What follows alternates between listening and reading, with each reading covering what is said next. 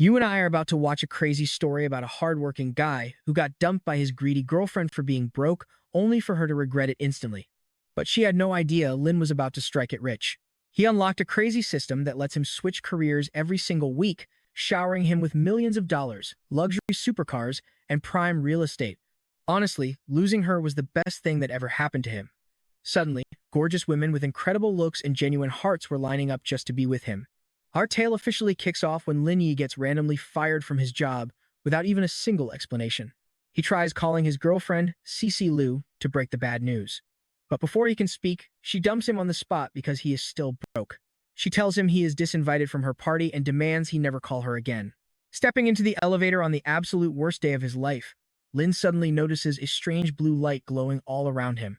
Suddenly, a gorgeous maid appears, calling him master. She introduces herself as his helper, Lin Wei, and welcomes him to the ultimate career experience system. Now, he gets a new job every week, and finishing his tasks unlocks massive rewards. Absolutely thrilled, he realizes his days as a nobody are officially over. On top of the new gig, his starter package includes $10 million in cash and a $30 million Pagani Zonda supercar. When he jokes that he could just drive this masterpiece forever, she quickly reminds him that the system forces him to switch professions every single week. Honestly, Lin does not care at all as long as the cash keeps rolling in. She grabs the keys back, telling him he first needs to claim ownership of the Peninsula Hotel. After giving him the exact coordinates, she hands the key back. He heads down to the garage and spots a stunning woman named Ji Qing Yang, who seems to be having some serious car trouble. He asks Miss Ji what is wrong. After hearing her story, he politely offers her a ride, which she happily accepts. Suddenly, some rich, spoiled brat shows up trying to hug her, offering a ride while mocking Lin for looking broke. But she has already rejected this guy multiple times, and she happily shuts him down again. Lin steps up to handle the situation, confidently announcing that he will be the one driving her to her destination. She tells her annoying stalker she does not mind riding in a cheap car, but watch closely here, because their minds are about to be completely blown by his $30 million Pagani. The spoiled brat is left utterly speechless as Lin invites Miss G inside, totally embarrassing the kid's pathetic ride. As they start the engine, the humble brat begs to go for a quick spin too, only to be left behind eating the Pagani's dust. Blown away by the hypercar, she asks if it actually belongs to him, knowing he was just a regular sales employee. He just laughs and tells her he is a wealthy heir who wanted to experience what being poor felt like. Lin asks her to book a trip through the rideshare app, making her his official first client. She places the request, he drops her off at her destination, and she bids farewell to her incredibly wealthy driver. Suddenly, his miniature maid assistant pops up on his shoulder, congratulating him on completing his first gig and rewarding him with $50 million. He is absolutely shocked by how much he made from just one simple drive. Meanwhile, over at the Peninsula Hotel, his ex is clinging to her new wealthy boyfriend, wishing they met sooner, when she suddenly spots Lin standing nearby. She immediately assumes he came all this way just to beg for her back, but he bluntly tells her he is only there to throw some cash around. Furious, she decides to call security to throw him out. To make things even worse, she keeps loudly insulting him, calling him a pathetic beggar. But when security arrives, they all bow down to him in deep respect. You and I both know she did not see that coming. The shock only deepens when the head guard invites him to the meeting room to review their performance. Only then does that toxic snake realize she just threw away a literal billionaire. Inside the meeting room, an employee reports that a VIP client wants to file a complaint because the luxury car they booked was already in use. Leaving the hotel finances to his staff, Lin decides to personally head down and speak with the frustrated customer. When she opens the door, he promises to resolve everything. Her name is Gujing Sua, but let us just call her Jin for short. Our main character offers to let her rent his Pagani, but since she cannot afford a supercar, she claims she does not even know how to drive one. He quickly suggests giving her a personal lift to her destination instead, and she happily agrees, asking him to wait outside while she gets dressed. While she is changing, Lin gets a highly privileged view that very few ever see before she finally steps out fully dressed. Back in the main hall, the toxic ex is already dumping her new wealthy boyfriend, who finally sees her true colors. Cece starts bragging to her friend, fully believing Lin will take her back simply because of their history together. Her friend gets visibly jealous of her luck, but Cece smugly promises to take her for a spin in Lin's Pagani later. But she has no clue that Lin is already hanging out with a much better crowd.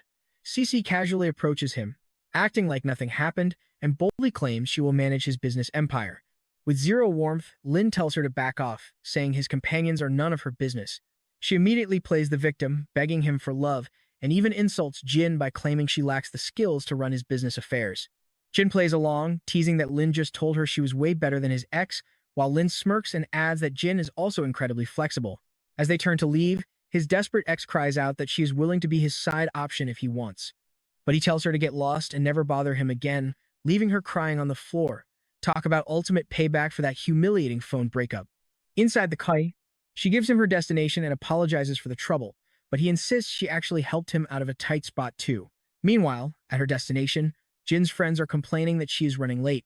Apparently, none of them believe she actually had a wealthy boyfriend like she always claimed. But moments later, they roll up in the Pagani, leaving her friends completely awestruck by his ride. She reminds him of how she helped him earlier and asks him to return the favor.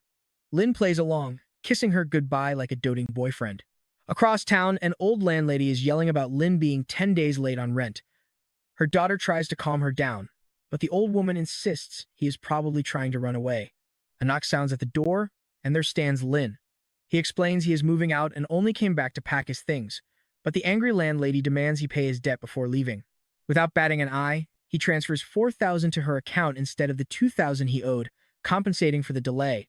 Shocked by his sudden move, she asks what his new job is, and he tells her he is a rideshare driver. As he walks out, the suspicious old woman decides to follow him closely to make sure he did not steal anything on his way out. They walk out and spot a gorgeous, high-end Pagani parked directly in front of her house. When she asks where his old car went, he reveals he owns this masterpiece, leaving her completely speechless at his sudden wealth. He simply tells her he got tired of pretending to be poor, as he was just doing it for the life experience. As he drives off, the daughter wonders if she still has a shot with him. But her mother sharply reminds her that since she ignored him when he was poor, she stands absolutely zero chance now that he is rich. Trust me, karma is a beautiful thing, and you and I are definitely going to see more of it. All right, you and I are jumping right into a wild ride, where our broke main character suddenly gets treated to a luxury presidential suite. Suddenly, he gets a text from Miss G asking for a ride after work. 30 minutes later, this absolute beauty slides into his passenger seat, and he immediately asks if she wants to book a trip through his app. Totally confused by his weird question, she asks what he even means, and he casually explains that he is working for a ride-sharing app. Seeing how seriously he takes this side hustle, she wonders how such a hard worker ever got fired. After all, she works at his old company as a high-level manager. Suddenly, his system assistant pops up, whispering that Miss G cannot see her at all. She points out the stunning girl in his passenger seat, grading her a solid 85. Plus, he just cleared his second quest, unlocking a brand new mission. Now he needs to drive 2 women scored 85 or higher to claim massive new rewards. Lin asks his system what a high-score girl looks like, and she confirms Miss G is the perfect example. Just then, the gorgeous passenger asks him to finally take her home, assuming he is struggling financially way more than she is. When he asks if her stress is personal or professional, she sighs and says it is business. They have a massive launch event coming up but cannot secure a hotel venue. When he suggests trying the ultra-luxurious Peninsula Hotel, she laughs it off, thinking a high-end place like that would never accept them. Lin just smiles and says do not count it out. He tells her life is full of wild surprises. She praises his smooth talking, smiles, and tells him to turn the car around to head straight to the peninsula. But she warns him that if they fail, she will not pay for the extra mileage. When he asks what he gets if they actually succeed, she playfully asks what reward he wants. He smirks and demands 10 squats right in front of him. Now, pay attention here. She looks up the exercise on her phone and blushes from pure embarrassment. But then she remembers the hotel was completely booked when she called earlier. She thinks she literally cannot lose this bet. Believing her victory is absolutely guaranteed, she confidently accepts his cheeky bet. At the front desk, Miss G asks for Manager Wang. The receptionist quietly wonders if this gorgeous woman is actually their secret boss's new lover. She thinks he is playing poor again, especially since this girl is way hotter than his ex. In the lobby, the manager greets them, and she asks to rent their main auditorium. With Lin secretly pulling the strings from behind her, the manager instantly agrees to book the hall for literally any date she wants. Thrilled, she thanks him and locks in her schedule. Just like that, her massive crisis is solved. Lin immediately reminds her that it is time to pay up on their little wager, asking if she still remembers their deal. Since she is the president of a major company, she pridefully refuses to back down. He steps close, waiting for her to start the squats. But looking around the cramped car, she nervously suggests going to her place to finish the deal. Since it is way too tight in the vehicle, he readily agrees to head over. He slams on the gas pedal to get there instantly, leaving her wondering why on earth he is so incredibly excited. Arriving at her luxurious house, she hesitantly asks if he wants his prize now, and he gives an enthusiastic yes. Before starting, she nervously admits she has never done this before, warning him not to complain if her form is terrible. And just like that, her workout begins. Our main character is enjoying every single second of this view. But wait, here is where it gets crazy. Her dad suddenly walks in and catches them, leaving both of them completely speechless. Blushing furiously, Miss G stammers to her dad, frantically lying that Lin is actually just her new private yoga instructor. But her dad is no fool. He points out that real instructors do not just stand there staring. She quickly claims Lin is an advanced master who only provides verbal guidance. The old man sits right next to Lin, interrogating him about his name and career. Lin casually replies that he is just a rideshare driver who happens to use a sports car, leaving the father wondering what kind of car could possibly impress his wealthy daughter. But then, he looks out and realizes the car in question is the hyper-expensive Pagani parked right outside. Instantly, his entire attitude flips 180 degrees. He declares he fully trusts Lin with his daughter, though she quickly protests they are not dating.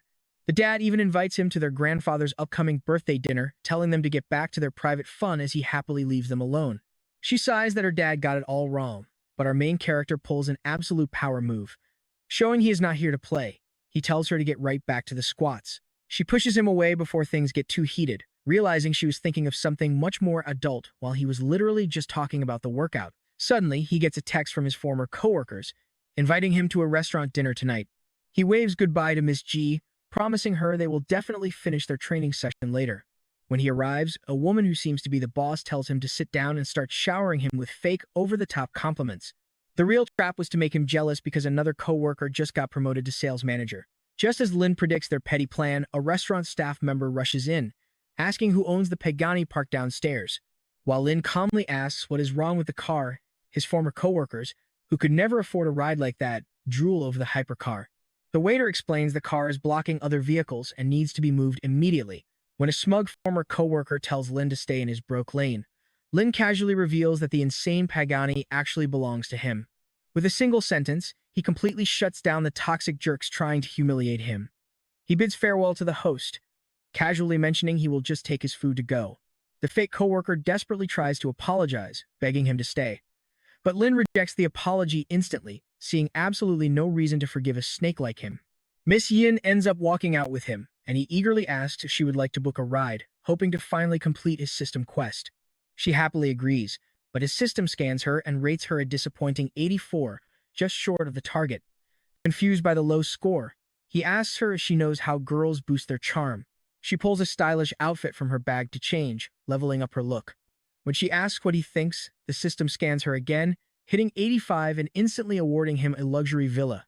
To claim his prize, he has to meet with the estate manager. She then coyly invites him up to her place, mentioning her husband is out of town today. Although highly tempted, Lin smoothly declines the offer, and they finally wave each other goodbye. The next morning, he visits the sales office to claim his reward. Unbelievably, a former coworker working there spots him and demands to know why he is loitering. He says he is here for his property deed, but she mocks him and tries to throw him out. Suddenly, her boss walks over. The furious manager orders her to get lost immediately. And that is how we wrap up today's epic payback, with the manager firing her on the spot for her lies. See you guys in the next one. Alright, let's jump back and the girl claims it wasn't a lie and she knew everything about him. But honestly, she only thought that because Lin had just bought 9 villas in Kyushu. Just like that, she realized her old classmate was a complete stranger now. Even our main character was impressed. The manager quickly apologized for the drama, but Lin brushed it off, saying it was fine. The annoying employee had already been fired anyway. Once they finished wrapping up the paperwork, he asked her to deliver the deeds to his new properties, and she happily agreed. Along with a massive ring of keys, Miss Yin messaged him with some great news. Those 2 jerks who tried to humiliate him at the restaurant were officially fired. He texted back, asking if she was behind it. She admitted she had looked into why he was wrongfully dismissed and fired them on the spot. After chatting for a bit, she asked if he could pick her up from the office, since her car was still in the shop. Right on cue, the system drops a new quest he needs to score 5 5-star ratings to unlock his next big reward. When they reach her destination, he reminds Miss Yin about the rating. She playfully offers to trade her daily squats for those 5 stars. But Lin isn't having it. He says he doesn't even want the stars if she's going to skip out on her squats. He wanted her to finish all 9 of them first. She finally steps out. But as she walks away, her boss, Miss Yin, suddenly realizes the girl had just climbed out of Lin's car. He instantly panics and starts making up excuses on the spot, even though she hadn't even asked him a single thing. Yin sighs, thinking she stands no chance with him since he is clearly interested in Miss G. Mind you, she is already married, so her logic on this whole situation makes absolutely zero sense. The wealthy lady calls Yin back to work, but makes sure to leave a glowing 5-star review first. With that task done, Lin accepts another passenger on the ride-sharing app. But before he even gets there, the client texts asking him to pretend to be her boyfriend. Now pay attention, because he instantly accepts this wild request. When he pulls up, he meets a gorgeous streamer named Yu, who is instantly charmed by him. Her parents show up to meet their daughter's new man, but the second Lin mentions he is just a rideshare driver, their smiles vanish into pure disappointment. The poor girl tries to convince her parents that driving pays really well these days, but they are not buying it for a second. To stop things from getting any more awkward, Yu rushes her parents to head to the party. Since Lin's sports car only seats 2, they will have to drive separately. Walking out, the parents are convinced their daughter picked a total loser. That is, until they see a multi-million-dollar Pagani parked right in front of them, and Lin casually invites her in. Seeing that Lin is actually filthy rich, their entire attitude flips, and they start acting incredibly nice. On the way, Yu asks if he minds if she starts streaming from the passenger seat. He tells her to make herself comfortable, but casually mentions he will be wanting those 5 stars after the ride. The chat immediately assumes she pulled some kind of stunt to rent such an expensive ride, but she sets them straight, explaining he is just her driver. Privately, she's thinking that if this guy offered to spoil her, she wouldn't play hard to get. Yeah, you and I both know exactly what she's hinting at here. Once the trip ends, she drops the promised rating, and the system mascot pops up to award him for successfully completing his quest of getting 5 consecutive 5-star reviews. Afterward, he asks Yu if she knows where to buy a new phone, and she gladly offers to show him the best spot. They head straight to the Apple store. While picking a model, she points out he could get a much cheaper phone online, but he does not care about saving pennies. When the salesman brings out the device, he tries to upsell him a durable case for extra protection. But since he hates phone cases, he casually replies that he actually planned on buying several backup phones instead. If one breaks, he will just throw it away and grab another. When he demands 5 phones of every single color plus a high-end laptop, Yu finally realizes just how insanely rich this guy actually is. Her live stream is absolutely blowing up too, as the viewers are eating up this crazy shopping spree. Leaving the shop, she asks if he wants to buy anything else, so he decides to check out a luxury watch boutique next. But the saleswoman inside is a total snob, instantly looking down on them and judging them just because the girl is a live streamer. Lin spots a watch he likes, but the snobby clerk refuses to help. She claims he can only touch the display model if he pays for it up front, which makes absolutely no sense because how can you buy something without seeing it first? Just then, another wealthy customer walks in with his girlfriend, and the difference in how they are treated is absolutely ridiculous. The second a rich guy's girlfriend shows interest in a watch, the snobby clerk immediately pulls it out to show her up close. Lin is absolutely outraged by this blatant disrespect and the ridiculous double standard. But the clerk smugly replies that their high-quality service is strictly reserved for high-class clients, so she hopes he understands his place. This only pisses him off more, seeing that she is nothing but a shallow snake who judges people purely on their appearance. Instead of dealing with her, he walks out and heads to a rival's shop, where they are welcomed with open arms and actual respect. Since Lin knows nothing about luxury watches, he asks Yu to help him pick one, but she is completely out of her depth with these insane prices too. The stream chat starts spamming them to check out the special anniversary collection. Lin takes their advice and casually asks the staff to bring out the anniversary watch, leaving every single employee there completely stunned by his casual spending power. When he asks if he can buy it, the manager says it is possible, but since it is a rare limited edition piece, they do not have it in stock and must order it. Yu is shocked a store this big doesn't have it, but the clerk explains there are only 6 of these watches in the entire world, and none are in the country. With all the hype, the staff from the first snobby shop rush over, desperate to see who just bought a $10 million watch. But when the snobby clerk gets there, she is horrified to see it is the exact guy she just insulted. Yet, she still has the nerve to beg him to come back to her shop. But since she earlier claimed he was too poor for her store, he politely declines, leaving her completely devastated and drowning in regret over her arrogant behavior. On their way out, he apologizes for dragging her along all day and gifts her one of the brand new phones as a thank you. She happily accepts before they finally say their goodbyes. After wrapping up his driving shift, Lin heads over to a local racetrack to claim his system reward. But the receptionist stops him, saying the track is closed today for an exclusive, private high-profile event. But Lin makes it clear he is not here for fun, he is here to meet the manager and needs her to page him immediately. Suddenly, a wealthy young heir named Kim Han cuts in, demanding to know what this random guy is doing here when he booked the entire track. The receptionist apologizes, explaining that Lin is only there to see the manager, while her twin sister guides him inside. He asks who this rich kid is, and the clerk warns him that he is a major celebrity nobody dares to cross. And trust me, you and I are about to see that warning get completely ignored. Alright, you and I are about to watch our main character, Lin, pull off the ultimate power move. He literally just bought this entire elite racetrack, making him the absolute boss. Right after, the manager takes Lin on a grand tour of his new kingdom. He shows him the layout before asking if the new boss wants to test the asphalt himself. Lin happily accepts the offer. But this rich kid named Kim gets highly annoyed because he booked the whole track for himself. The manager quickly sets him straight, revealing that Lin actually owns the entire place. Lin calmly tells the manager to kick these loudmouth outsiders out. He just wants to burn some rubber in peace, even offering a full refund to clear the track. Shocked by Lin's insane boldness, an insulted Kim challenges him to an all-out race, where the winner gets to stay. Lin accepts, making Kim highly curious about what kind of ride he has.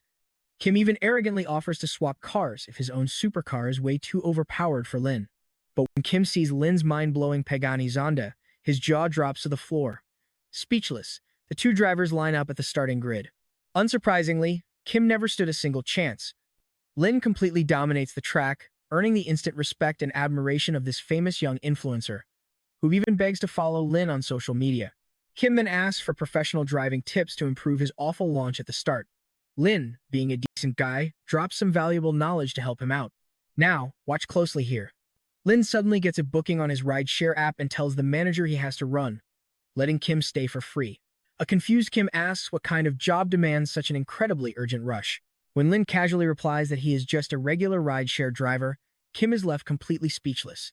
Meanwhile, at the next pickup location, we see a drop-dead gorgeous lady who is still frantically getting dressed for an upscale date. Honestly, Lin could not care less about her attitude. She gets straight to the point, demanding he wait around and play some video games on her computer while she finishes putting her makeup on. As he sits down at her computer, he casually mentions a new email notification. She assumes it is just some boring business document and tells him to ignore it. But upon realizing it is actually an order confirmation for some extremely revealing clothing she bought online, she frantically rushes over to block the screen, though it is already way too late. In her frantic rush, she slips and almost falls.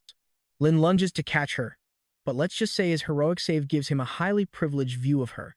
The sheer shock of the spicy sight sends a massive nosebleed shooting out of his face. Horrified and embarrassed, she runs off, blushing. A few minutes later, she returns in her new outfit, asking how she looks. Honestly, that jaw-dropping dress shows she is in absolutely perfect shape. But since I shouldn't comment on that, I will just keep quiet. Instead of flattery, Lin bluntly tells her that the new dress belongs in a beauty pageant, making it absolutely perfect for performing those high-stakes squats she still owes him. She insists she hasn't forgotten her debt, asking him to draw the thick window curtains closed so she can finally pay him back in private.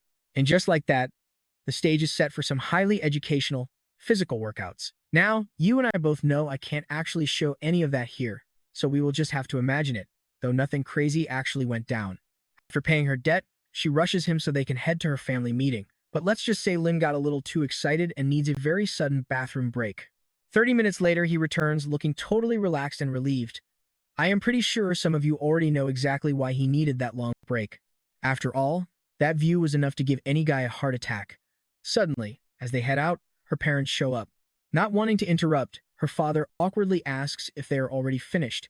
She completely loses it, frantically demanding to know what he means. The old man calmly explains he arrived a long time ago. But seeing the curtains drawn, he didn't dare walk in and disturb their private time. Her mother even chimes in, telling her there is no need to be embarrassed about normal, daily human needs. Before letting the couple go, her mother cordially invites Lin to attend her grandfather's big birthday bash, which is in 2 days.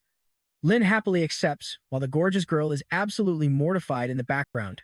When he finally drops her off at her meeting, he reminds her to give him a 5-star review and to book him again for the ride home, promising he'll rush right back. Showing a hint of jealousy, she remarks that he probably gets glowing 5-star reviews from all his female passengers. And honestly, he really can't help being this popular.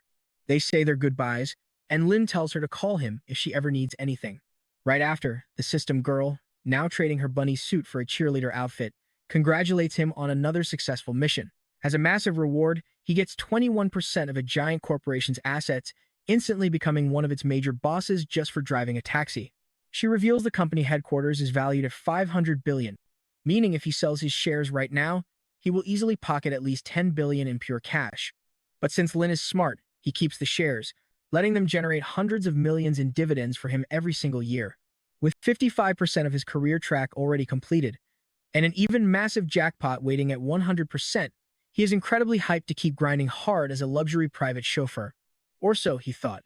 Because very soon he is going to encounter a passenger who will completely drive him insane. Pulling up beside her, he asks if she is his next passenger. She arrogantly replies yes, privately gloating that her gorgeous outfit has instantly attracted a super wealthy guy in a supercar. Hop inside, and she immediately asks where he is taking her, warning him she is extremely hard to please. Lin just blankly asks if she was the one who ordered the ride share. Outraged that he is just an app driver, she refuses to believe him. Lin explains it is actually a new luxury tier of the service. Realizing she didn't just bag a real billionaire, her massive disappointment turns into instant toxic rage. Along the drive, her nasty attitude stresses our protagonist out completely. So for payback, Lin subjects her to some hilariously complicated and embarrassing driving maneuvers before flat-out ordering her to get out of his car. Outraged, she screams that she will leave a terrible review on the app and file an official complaint. Soon after, he gets an angry call from the regional manager, who lectures him for mistreating a client and threatens to deduct heavy fines from his account if it ever happens again. Lin talks back, telling him to deduct whatever he wants. Furious at his attitude, the manager threatens to permanently suspend Lin's driver license on the platform. Lin asks if he has actually thought about the massive consequences of doing that, but the clueless manager just tells him to enjoy the suspension, rudely hanging up the phone right in his face. Right after that, Lin goes to inspect his private luxury villas in Kyushu, where the local staff welcomes him with the utmost respect. During the tour, the manager mentions he just hired a fresh batch of elite housekeepers and wants to introduce them to the master. Lin agrees and walks over to meet them.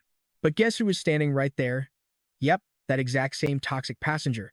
Trust me, you and I are going to love her reaction. Alright, let's jump right into this crazy story where our manager scolds his own employee for treating Lin like garbage. Seeing this, Lin asks if she was sent here to work as a maid or what.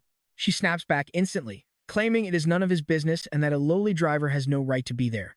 Fed up with her arrogant attitude, the manager delivers a satisfying slap across her face, demanding how she dared insult the actual owner of the Kyushu court.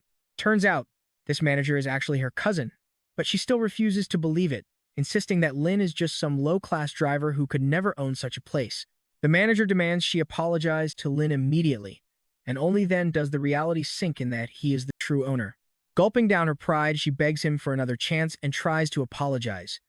But it is way too late, and Lin hilariously calls her out for having terrible bad breath. So, Lin orders the guards to drag her out, and they happily oblige. With that toxic girl gone, the manager finally introduces the 4 housekeepers he lined up for Lin's massive estate. Noticing they do not look very happy to be there, he sends them home and generously offers $5,000 each for their travel expenses. Right after, he gets a text from his beautiful client, Misty, who is ready for her pickup. He heads out, reminding the manager to keep looking for a better batch of housekeepers. Over at Misty's party, her friends are begging her not to go yet, wanting a second round of drinks. A rich guy named Jim even chimes in, promising to drive her home later. But since our busy female lead has to work, she politely declines, explaining her personal driver is already on the way. And speak of the devil, our handsome protagonist rolls up to collect his gorgeous client. But Jim is definitely not happy about this guy showing up. While he secretly seethes with jealousy, his female friend comments that Lin looks handsome enough to be a professional model. Let's pause right here because this spoiled rich kid immediately scoffs, saying looks do not matter when you are just a lowly driver. But honestly, what is wrong with that? Jim sneers, calling the driver lucky, just to know someone as rich as Misty.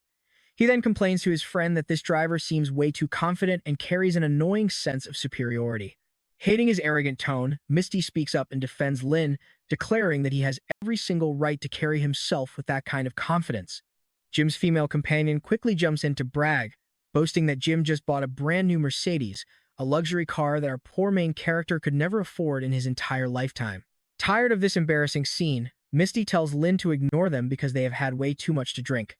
She urges him to leave, leaving the spoiled brat absolutely furious that she defended her driver over him. Out in the parking lot, the brat keeps flexing his Mercedes, loudly boasting that he will buy a Lamborghini once he hits it big.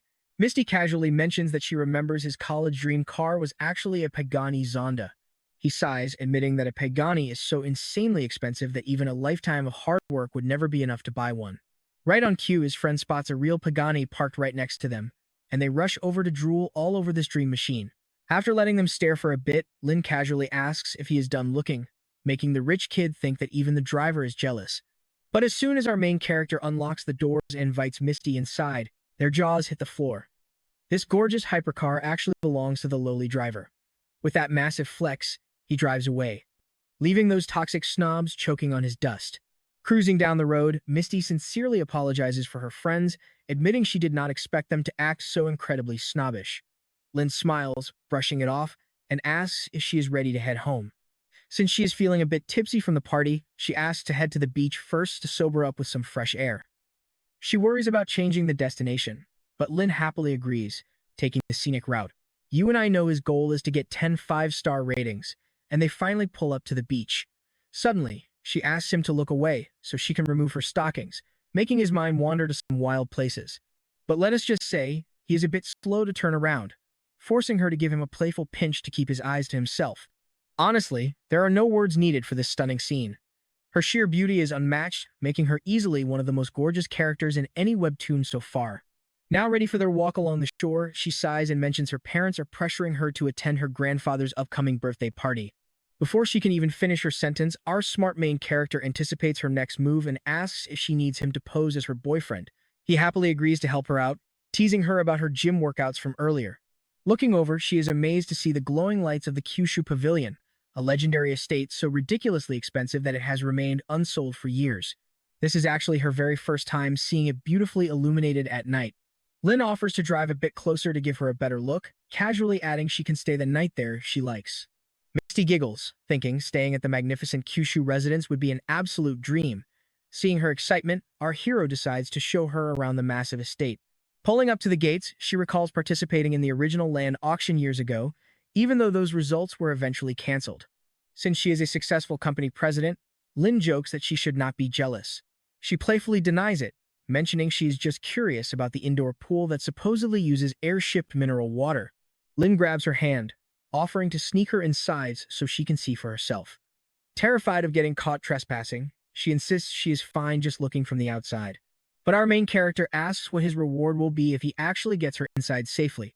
She teasingly promises to put on a show in a bikini, which instantly skyrockets his motivation to claim that gorgeous reward. They easily stroll inside the Kyushu Pavilion. Shocked by how simple it was, she wonders where all the guards are, since this place is supposed to have top-tier security. Stepping into the courtyard, she spots a lush fruit tree. Hoping to get closer to her, Lin asks if she wants to pick some fruit, but she politely declines, captivated by the gorgeous pool ahead. Now that they have reached the pool, it is time for Misty to keep her promise. Or at least it would be if she actually brought a swimsuit and knew how to swim. So she suggests saving that reward for another night. With no other choice, he happily agrees, and she promises they will return here soon so she can finally pay him back. As they walk, he asks if she wants to explore the inside of the mansion. But still terrified of getting caught by guards, she thinks it is much safer to stay outside. But since the massive villa is completely empty, he tells her there is nothing to fear and urges her inside. Suddenly, the smart lock recognizes him and welcomes him home, leaving her completely shocked as he reveals he owns the entire estate. She immediately scolds him for keeping her in the dark. As she gazes at the breathtaking interior, she asks how much he spent on this place, and he casually replies that it cost him several billion. Thinking he is playing with her, she notes the priciest villa here is only 1.2 billion unless he bought the entire Kyushu Pavilion. He smiles and confirms he did exactly that, leaving her completely blown away. She asks if he has a secret money tree, but he stays quiet about his cheat system. Trust me, you and I know having that system is way better than any money tree could ever be. Trust me, you and I are about to watch the ultimate power trip begin. Feeling relaxed, she sinks into his luxurious sofa. Since it is way too late for a drive, our main character offers her a guest room. She happily accepts his generous invitation to stay the night. When she asks if he has any women's pajamas, he obviously says no because why on earth would he? But he promises not to peek, telling her to sleep however she feels most comfortable. That just blushes her even more. To help her out, he heads upstairs to search for a spare set. Suddenly, while showering, she slips and calls out for him. Panicked and worried, he rushes toward the bathroom door, asking Miss G if she is all right. Stepping inside, he finds her clutching a sprained ankle. She softly asks him to help her finish showering. Since our guy never hesitates in these moments, he is ready to offer some very hands-on support. Let's just say she really did slide into something special. Fast forward to the next morning, she is shaking him awake, frantic because they are both going to be incredibly late. She promises him a 5-star rating if he drives her to work right now. After dropping Miss G off, Lin realizes his stomach is growling.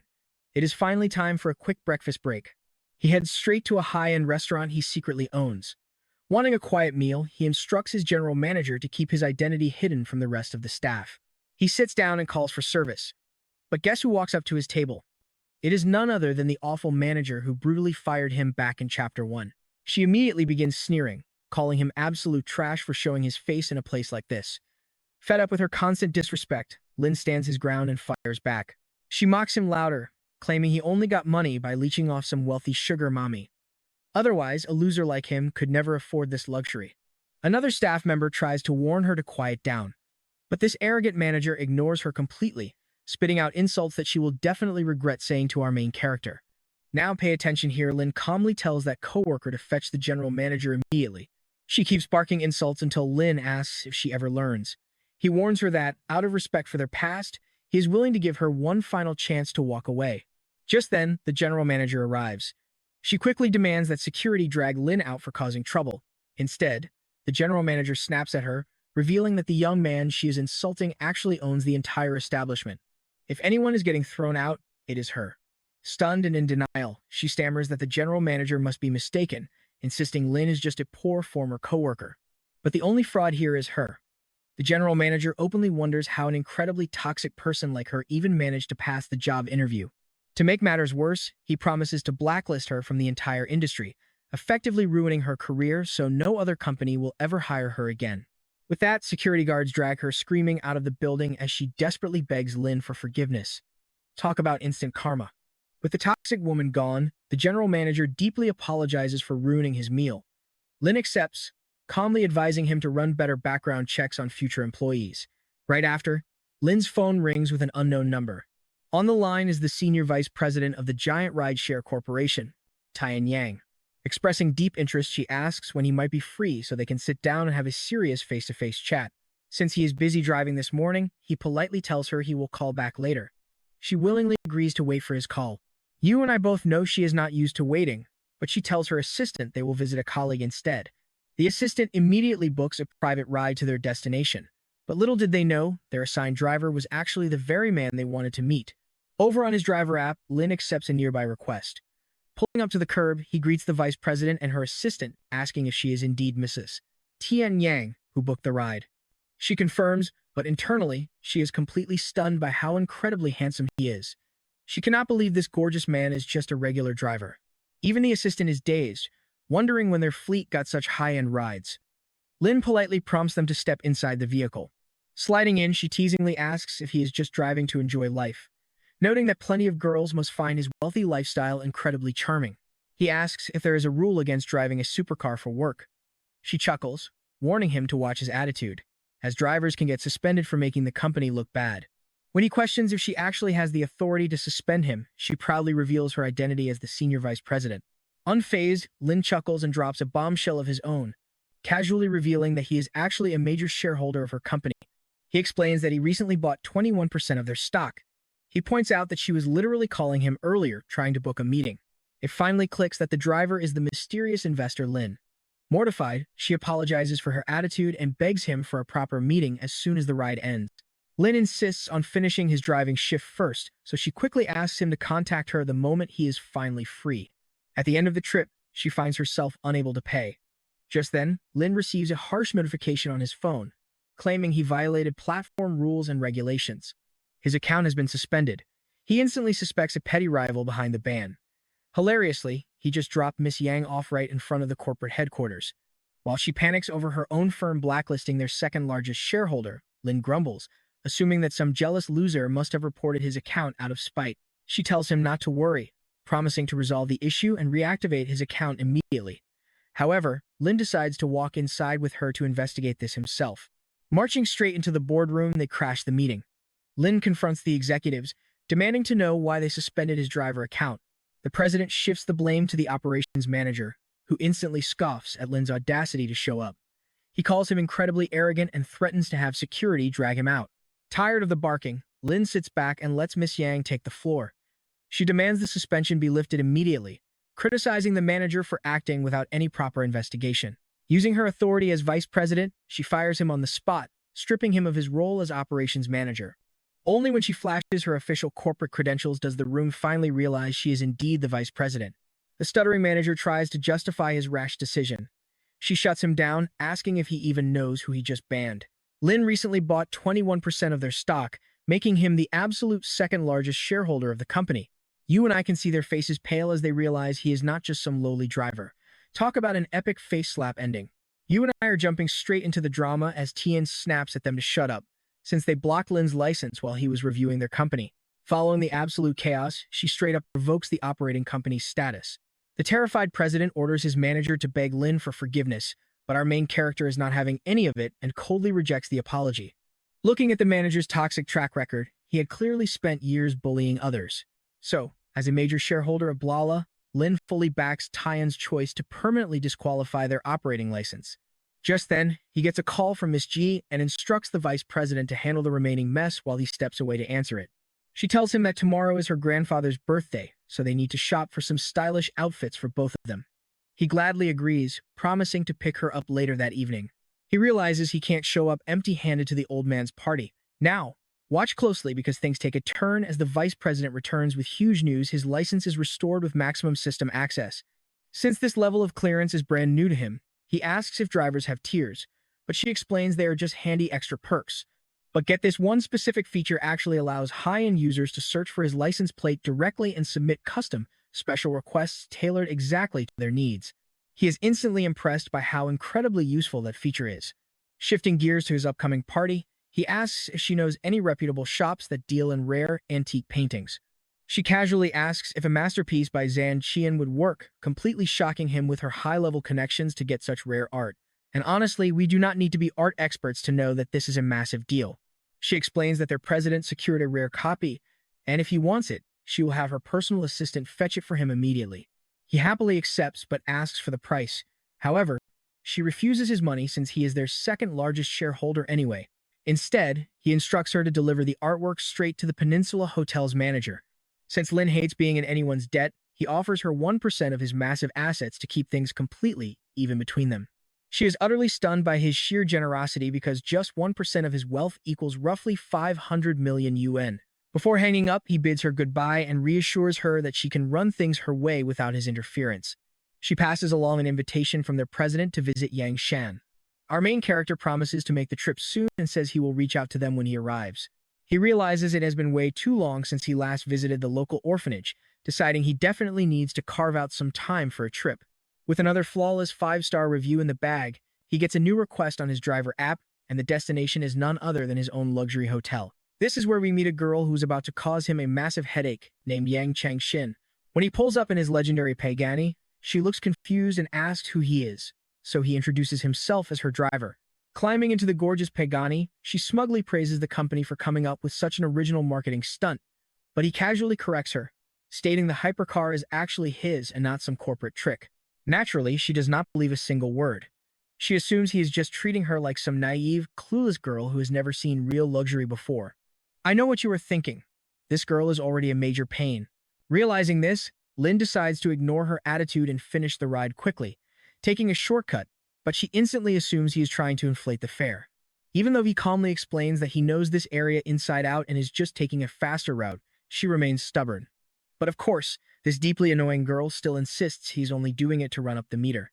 When he finally pulls up to the hotel, she completely refuses to use the grand front entrance, making him highly suspicious that she is secretly involved with one of his own employees. And just like that, she slaps him with a petty 1-star review. Refusing to let her ruin his day, he brushes it off and heads out to pick up Miss G. When they meet, he immediately teases her about still forgetting to leave him that promised 5-star review. She playfully replies that it all depends on how well he behaves today. Hearing this, our main character plays along smoothly, even offering to carry all of her heavy bags. They stop in front of a bikini shop where she wants to browse. He quickly reminds her that once they are done, she has to fulfill the spicy promise she made back at his pavilion. She pouts, claiming she never would have agreed if she knew he owned the entire pavilion. But since he did not force her into anything, she is just going to have to face the music. An employee immediately rushes over to help them wrap up their shopping. Surprised by her quick exit, he asks her why she did not actually end up picking out anything for herself. The beautiful lady claims nothing here fits her, so he should just pay for his items so they can go. But he counters, saying if she is not buying, he is not buying either. He asks if she just hates the styles on display, but the real issue is that they do not have her specific size in stock. The clerk chimed in that they only carry up to size D, but since the young lady is a size E, they have nothing that fits. This blunt comment leaves the beautiful lady incredibly embarrassed. Lin quickly suggests heading directly to the luxury boutique next door since they likely stock her size. When they arrive, they are instantly greeted by an incredibly eye-catching outfit displayed in the front window, which definitely catches our protagonist's full attention. Since the outfit is extremely bold and revealing, she blushes hard and quickly drags him inside so they can finally focus on shopping. Once they are inside, she asks the saleswoman where the bikinis are, and she is quickly escorted to their newest, high-fashion models. Having never worn anything quite so daring before, the beautiful lady looks incredibly flustered, checking out the options. And in the end, she brings out a much more conservative style to get Lin's honest feedback. Naturally, our main character points out that this plain model does absolutely no justice to her stunning figure. Instead, he suggests a much bolder piece that fits her beauty perfectly. Blushing furiously, she shyly agrees and asks the staff to find that stunning model in a size E. But Lin surprises her by purchasing the conservative option she liked earlier as well. When she admits she thought he hated that modest model, he smiles and says he actually loves it. The conservative one is for her to wear out in public, but the bold one he picked out is strictly reserved for his eyes only. Looking at her cute expression, she is clearly loving every second of this playful banter. Next, she leads him up to the fourth floor to browse some custom, high-end dresses. She immediately falls in love with a gorgeous dress featured on display. While our main character patiently waits, she suddenly pokes her head out of the fitting room and calls him over. He hesitates, saying it might look a bit scandalous if he enters, but she explains she just needs him to help slide up the tricky zipper on her back. Since she can't reach it herself, he steps inside. And honestly, our main character is completely frozen in this moment, totally mesmerized because the stunning view in front of him is absolutely breathtaking. When he asks if the dress is exposing a bit too much skin, she reassures him she has a shawl to drape over her back. Still, he raises an eyebrow, jokingly questioning if that's really a size E, because it looks way more like a size F, leaving her completely red-faced. Once she is fully dressed, he tells her she looks absolutely stunning, so she buys it. And trust me, you and I are definitely ready for what happens next. While the clerk gushes over how perfect that dress is, stick with me here because some major trouble just walked into the background. Right on cue, this gold digger we will call Sang-suga tells her wealthy boyfriend that she wants that exact same dress. Naturally, the guy demands the clerk go grab one for his girl immediately. But since it is a custom-made exclusive piece, the clerk politely suggests they browse other styles. Instantly, this arrogant jerk scoffs, claiming our main character and the divine lady look way too poor to afford it anyway. So, he decides he will just buy it instead. But the divine lady is not having it, looking completely irritated by his trash talk. Sang-suga sneers, asking if she can even afford $80,000.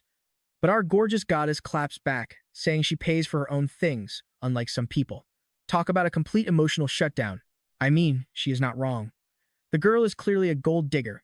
Desperate to save face, the simp offers to slide the clerk a $20,000 bonus to sell it to them. But store rules say no way. That is when our main character steps up, offering a massive $200,000 bonus instead, adding that the dress would never fit that bloated girl anyway. Honestly, she looks like a potato compared to our gorgeous goddess. Realizing he is completely outmatched, the jerk backs down, while our hero gets a sweet thank you from the damsel he protected. She smiles and promises him an amazing reward very soon. Next up, it is his turn to try on a sleek party suit. The girls in the shop are completely starstruck, whispering about how he is way too handsome to be a regular guy.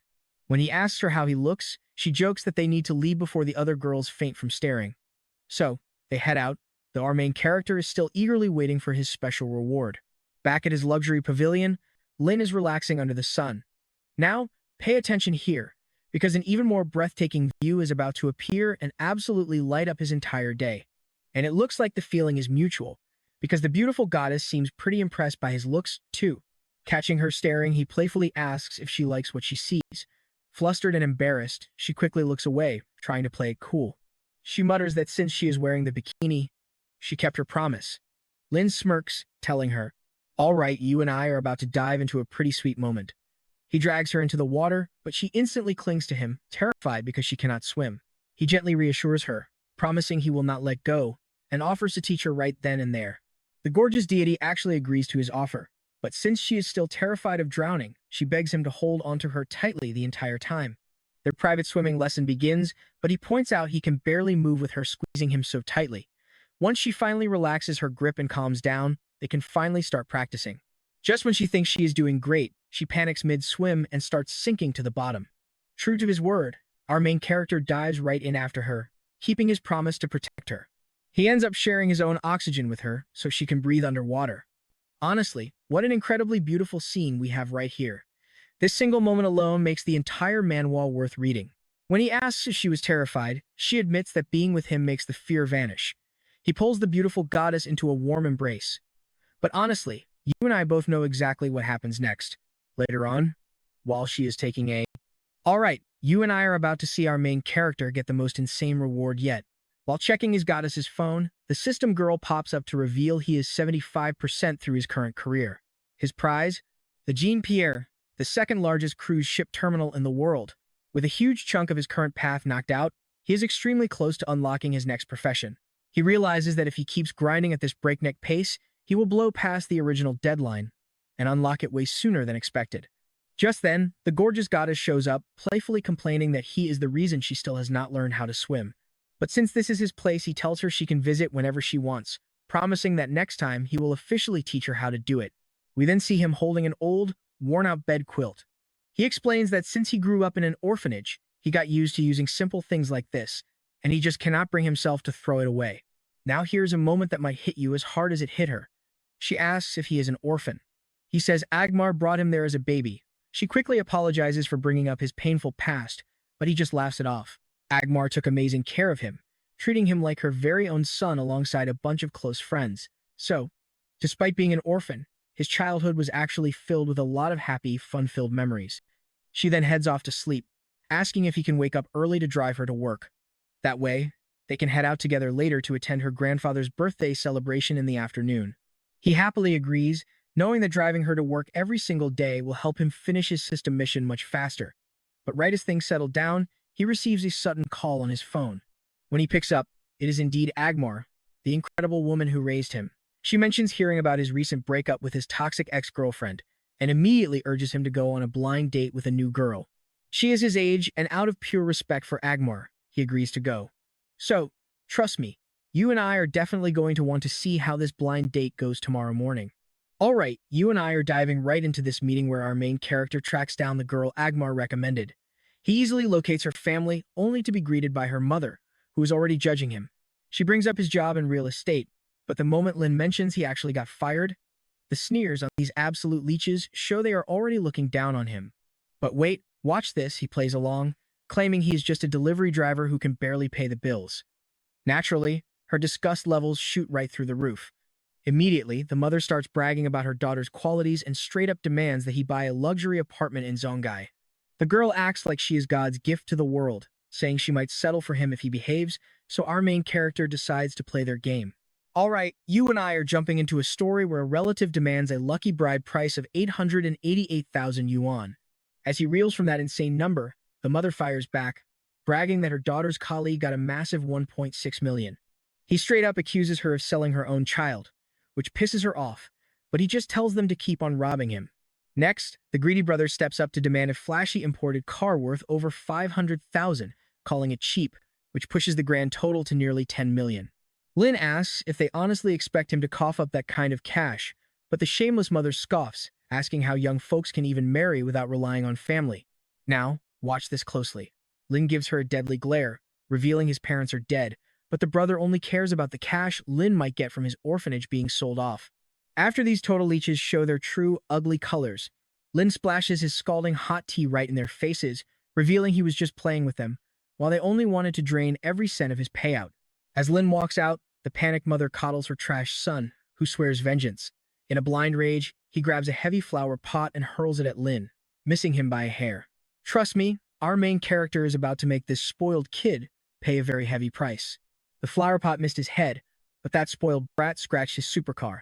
Now, they are absolutely shaking in their boots, completely terrified of what is coming next.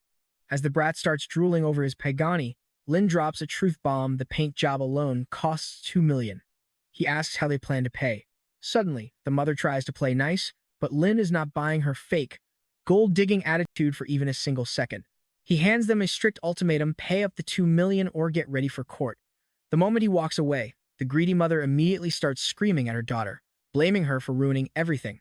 Even a spoiled little brat starts pointing fingers like he is totally innocent. Leaving them to rot, Lin goes to check out his brand new pier. There, he finds the operations manager getting totally played by a girl who refused to pay for crashing a boat. Instead, she's trying to offer a different kind of, well, personal payment.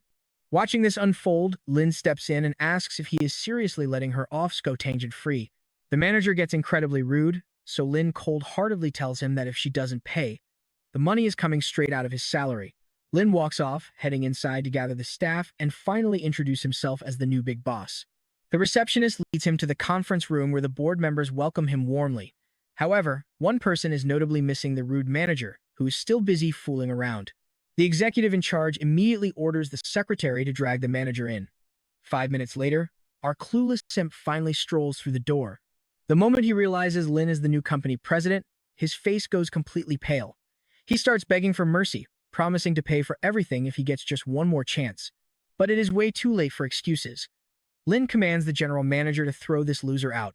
He then pitches a bold plan to modernize the entire pier, but one hesitant executive argues that second place is good enough. But Lin has no intention of staying in second place. To seal the deal, he promises everyone a massive raise, instantly firing up the entire room to get to work. As he leaves the building, a text arrives from the Peninsula Hotel manager. Apparently, an incredibly valuable painting has just been delivered for him. Right after, his phone rings. The high-end watch he ordered is ready. Since he is too busy to pick it up, he tells them to send it over to the Kyushu Pavilion. But because it is so ridiculously expensive, they must hand-deliver it directly to him. So, he instructs them to bring it straight to the luxury venue of Miss G's grandfather's birthday banquet. Now, pay attention here, because tonight is where the real drama starts. She greets him, but blushes instantly as his eyes wander somewhere they definitely shouldn't. Walking into the grand hall together, they turn every head in the room before making their way over to the grandfather's table. Bad luck strikes as the annoying girl from earlier spots him. She immediately loudmouths to everyone that Lin is just a cheap gig driver trying to play rich. Miss G does not buy it at all, though her grandfather looks deeply displeased by the gossip. Even as Miss G defends Lin, explaining the supercar belongs to him, the toxic girl keeps throwing shade. Another guest suggests letting the snake's boyfriend expose his lies. She proudly introduces her wealthy new man, who instantly backs her up, declaring that Lin is nothing but a cheap driver. Her father steps in to ask what the fuss is about, while Miss G insists Lin is legitimate. But just as the grandfather orders security to kick him out, a group of high-end delivery men suddenly walk in. The moment they unbox the ultra-rare, limited edition watch, the arrogant couple realizes they messed with the wrong guy. Ashamed, the grandfather tells his granddaughter to apologize immediately. The snake's obnoxious mother jumps in to defend her trashy daughter. Hearing her aunt's nonsense, Miss G snaps back, knowing they are just dripping with jealousy. Desperate to save face, the trashy couple presents their gift, a rare collection of Qing Dynasty coins worth over 2 million. Miss G then pulls a beautifully wrapped gift out of her purse. She claims it is Lin's present. The grandfather accepts it warmly, even if it looks modest. But Lin stops her, saying she does not need to cover for him because he actually brought an incredible gift of his own. Even Miss G looks highly skeptical, but Lin calmly presents the incredible painting he just received. The old man's jaw completely drops as he recognizes the legendary Zandakia masterpiece, worth at least 200 million. The toxic girl sneers, saying the painting looks completely ordinary and worthless. The old man just smiles, explaining that true art holds a value that blind fools can never perceive. Her boyfriend laughs, calling it a fake because his own boss offered $230 million for that exact painting, but the owner refused to sell. The snake keeps mocking Miss G, but she trusts Lin completely. Now, let's pause because you won't believe what this absolute idiot does next. He rips the $200 million masterpiece in half, claiming it is fake. He boasts that destroying fakes is just how things are done. Miss G is absolutely furious at his stupidity, but Lin gently reassures her, saying he has got this under control.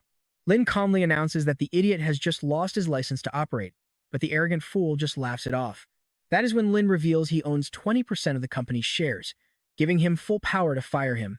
Miss G begs him to stop joking, promising to give him a sweet reward later if it's true, which leaves her blushing madly. Lin dares the smug loser to call his general manager and ask if she knows someone named Lin. The guy confidently puts the call on speaker to publicly humiliate Lin, but the second the manager picks up, she demands that he treat Mr. Lin with the absolute highest respect. When the trembling fool mentions that Lin claimed to own 20% of the shares, she explains that she traded him the painting. Because Lin was a gentleman, he gave her 1% of the company back. The absolute trash collapses to the floor, realizing his entire life is ruined. Flexing his power as the second largest shareholder, Lin instantly strips the guy of all his professional licenses. The toxic girl begs him not to make a scene on her grandfather's birthday. Her mother chimes in too, accusing Lin of showing absolutely zero respect for their prominent family. Lin calmly fires back if Miss G asked, he would show mercy in a heartbeat, but since it is just trashy, disposable nobody's begging, he has absolutely no reason to care. Even the grandfather refuses to show any sympathy. The old man coldly demands to know how this absolute loser is going to pay for the ruined $200 million masterpiece. The crying fool starts begging for mercy on his knees, running to the toxic girl for help. But she immediately pushes him away, coldly claiming they are completely finished. Terrified of the consequences, he literally clings to her legs, begging her not to dump him. Watching this pathetic display, Lin tells him it is not worth humiliating himself over such trash.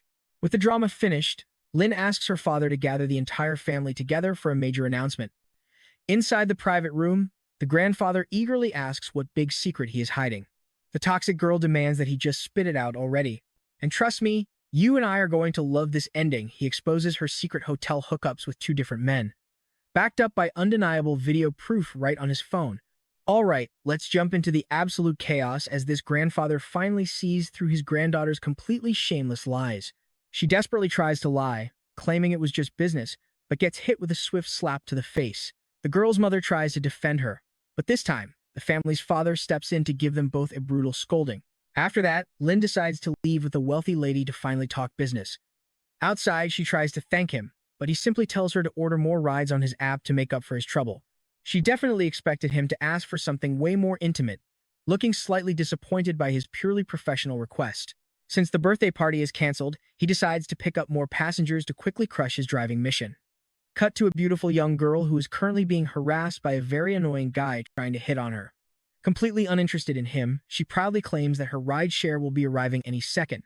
Sure enough, our main character pulls up in his luxury car right on cue, asking if she is the young lady who requested a ride on the app. When she confirms, he tells her to hop in since he is her designated driver. She climbs inside, leaving her shocked admirer standing there in absolute disbelief as they speed off. During the ride, she wonders aloud why someone with such an expensive car is working as a driver. He casually responds that the car is irrelevant, making his own money is all that counts. Once they reach her destination, she eagerly asks to add him on social media, making him question why she suddenly wants to connect. She asks if he believes in love at first sight, but he warns her that she is far too naive. After all, he could easily be a dangerous stranger, so she needs to be way more cautious. As she leaves, he just sighs at how innocent girls are nowadays. Right after, he gets a call from the gold-digging girl who tried to scam him earlier, demanding that he pick her up tomorrow morning. Lin immediately asks if she has the $2 million ready to pay for his car repairs. She laughs it off as a joke, claiming they were only testing him. And congratulations, he has officially passed her family's test. Apparently, they are now dating. But Lin has no patience for her delusion, coldly telling her that if they do not pay for the damages to his vehicle immediately, they will be facing a massive lawsuit in court. Shortly after, we realize that his next passenger is actually the popular female streamer we saw in his previous videos. She is heading to the international circuit, a massive racetrack that Lin actually owns, where a major event is taking place, hoping to stream it live. During the drive, she playfully starts feeding him snacks, which he definitely does not mind. Once they arrive at the venue, the massive crowd sparks his curiosity, so he decides to accompany her inside to see what is happening. Right at the entrance, they stumble upon a heated argument between rival streamers. When Miss Yu asks what is going on, a young man explains that the hostile girl is trying to kick both of them out of the event. However, the bully claims the track owner only authorized one official presenter. In reality, this venue is easily massive enough for everyone to broadcast without getting in each other's way. But she is greedy and demands they leave anyway. Just then, a staff member arrives to announce that the main stage is ready for them to enter. She basically smugly tells them to pack up and get out because they have no options. But pay attention here, our main character suddenly steps in to take full charge, telling his friends they can stay. Furious at Lin, the arrogant girl warns him to back off, threatening that crossing a powerful man like Kim Chow would cost him his entire life. Lin is completely unfazed, mocking her and daring her to go bring this Kim guy out if she actually has the guts. Yu tries to de-escalate, telling him they can just stream somewhere else so he does not have to fight. But he gently reassures her, promising that he will personally guarantee they get to host their broadcast right here. When the other streamer asks who this mysterious guy is, she admits she does not fully know, but insists they can trust him. Seeing her confidence, the young man decides to follow her instincts and follow Lin inside. Inside, they find a fleet of stunning sports cars prepped for racing, leaving both streamers completely starstruck by the incredible machines. Lin confidently reminds them that as long as he is around, nobody can kick them out. Right on cue, Kim Chow and the track manager walk in alongside the toxic girl. She immediately puts on a fake victim act, begging Kim to throw the group out of the venue right away. Instead, the manager greets Lin with immense respect. Seeing that even the powerful Kim recognizes the driver she dismissed as a nobody, she nervously asks if they actually know each other. Kim snaps at her, revealing that Lin is actually the multimillionaire owner of the entire circuit. When Lin asks if the girl is his friend because of her terrible attitude, Kim quickly denies it, calling her a nobody and ordering her removal. She desperately begs him to reconsider, knowing that being banned from this venue will completely ruin her streaming career forever. But Kim knew Lin too well to ignore him, so he immediately had the guards drag her screaming out of the venue. Now, I know what you're thinking, is Kim trying to play matchmaker next? Yep, he immediately offers to introduce him to some foreign girls. Lin casually tells Kim to keep all that fun for himself. Watching Lin treat a powerful figure like Kim with such casual indifference leaves the young male streamer absolutely awestruck by his massive influence. Shortly after, Kim suggests they test out the brand new track with a friendly race, and our protagonist readily accepts the challenge. To make things interesting, Kim proposes a massive wager where the loser must pay $100,000 for every single second they lag behind at the finish line. Lin just smiles and accepts the challenge. The engines roar and they take off, but Kim stands absolutely no chance against our main character's god-tier driving skills. Ultimately, a defeated Kim reluctantly transfers $2 million, completely exhausted from losing yet again. Lin hands cash directly to the track manager, instructing him to use it to finally repaint the scratch on his car. He tells the grateful streamers to keep broadcasting while he leaves to finish his driving shift. The beautiful Miss Yu warmly thanks him for his incredible help. Kim questions why he is leaving when he has gorgeous women right in front of him, but Lin remains dedicated to his driving gig. He even asks if Kim wants to ride along, but the young heir quickly declines.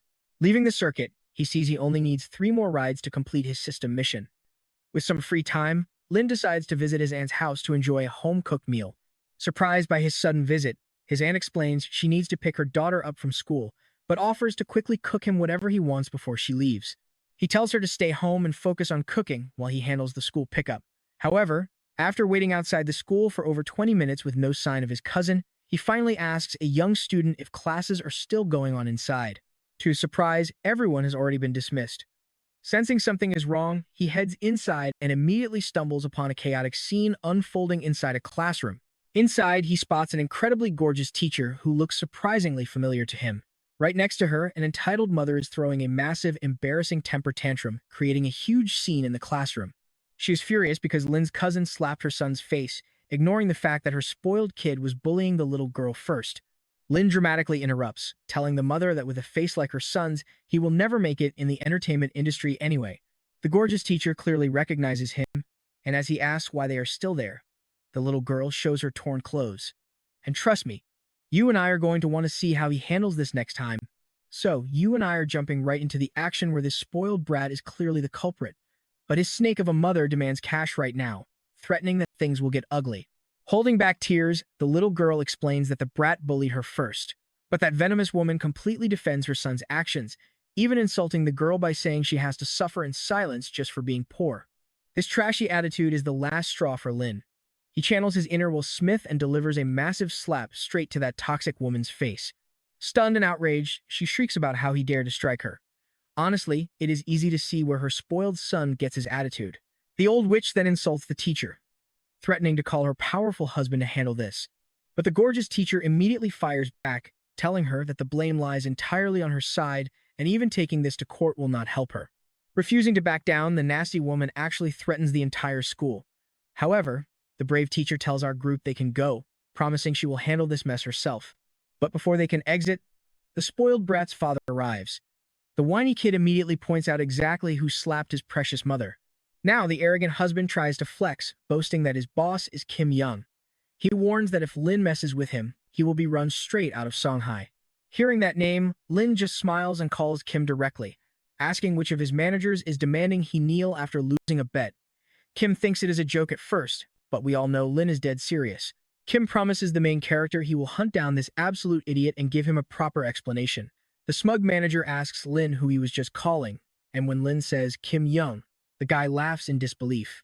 He actually thinks Lin is just bluffing. But pay attention here, because his phone suddenly rings. It is Kim on the line, roaring at him for provoking Lin and ordering him to pack his bags immediately. Just like that, his tough guy act completely shatters, and he desperately begs to apologize to Lin. The guy is completely devastated and ruined, especially since he just took out massive loans for a new house and car. His shocked wife asks why on earth he is begging on his knees, and he cries out that Kim just fired him. Desperate, the man begs Lin for another chance, pleading with him to save his job. But our main character has zero sympathy and just kicks the trash aside. Honestly, it is a blessing he picked up the girl instead of her mother, or they would have been bullied mercilessly. He cold-bloodedly tells them to get lost and learn how to be decent humans. Heading back, the little girl is excited to tell everyone how awesome Lin was. But he gently asks her to keep it quiet, and she quickly realizes this is their special secret. Next, we see Lin visiting the Divine Lady at her office.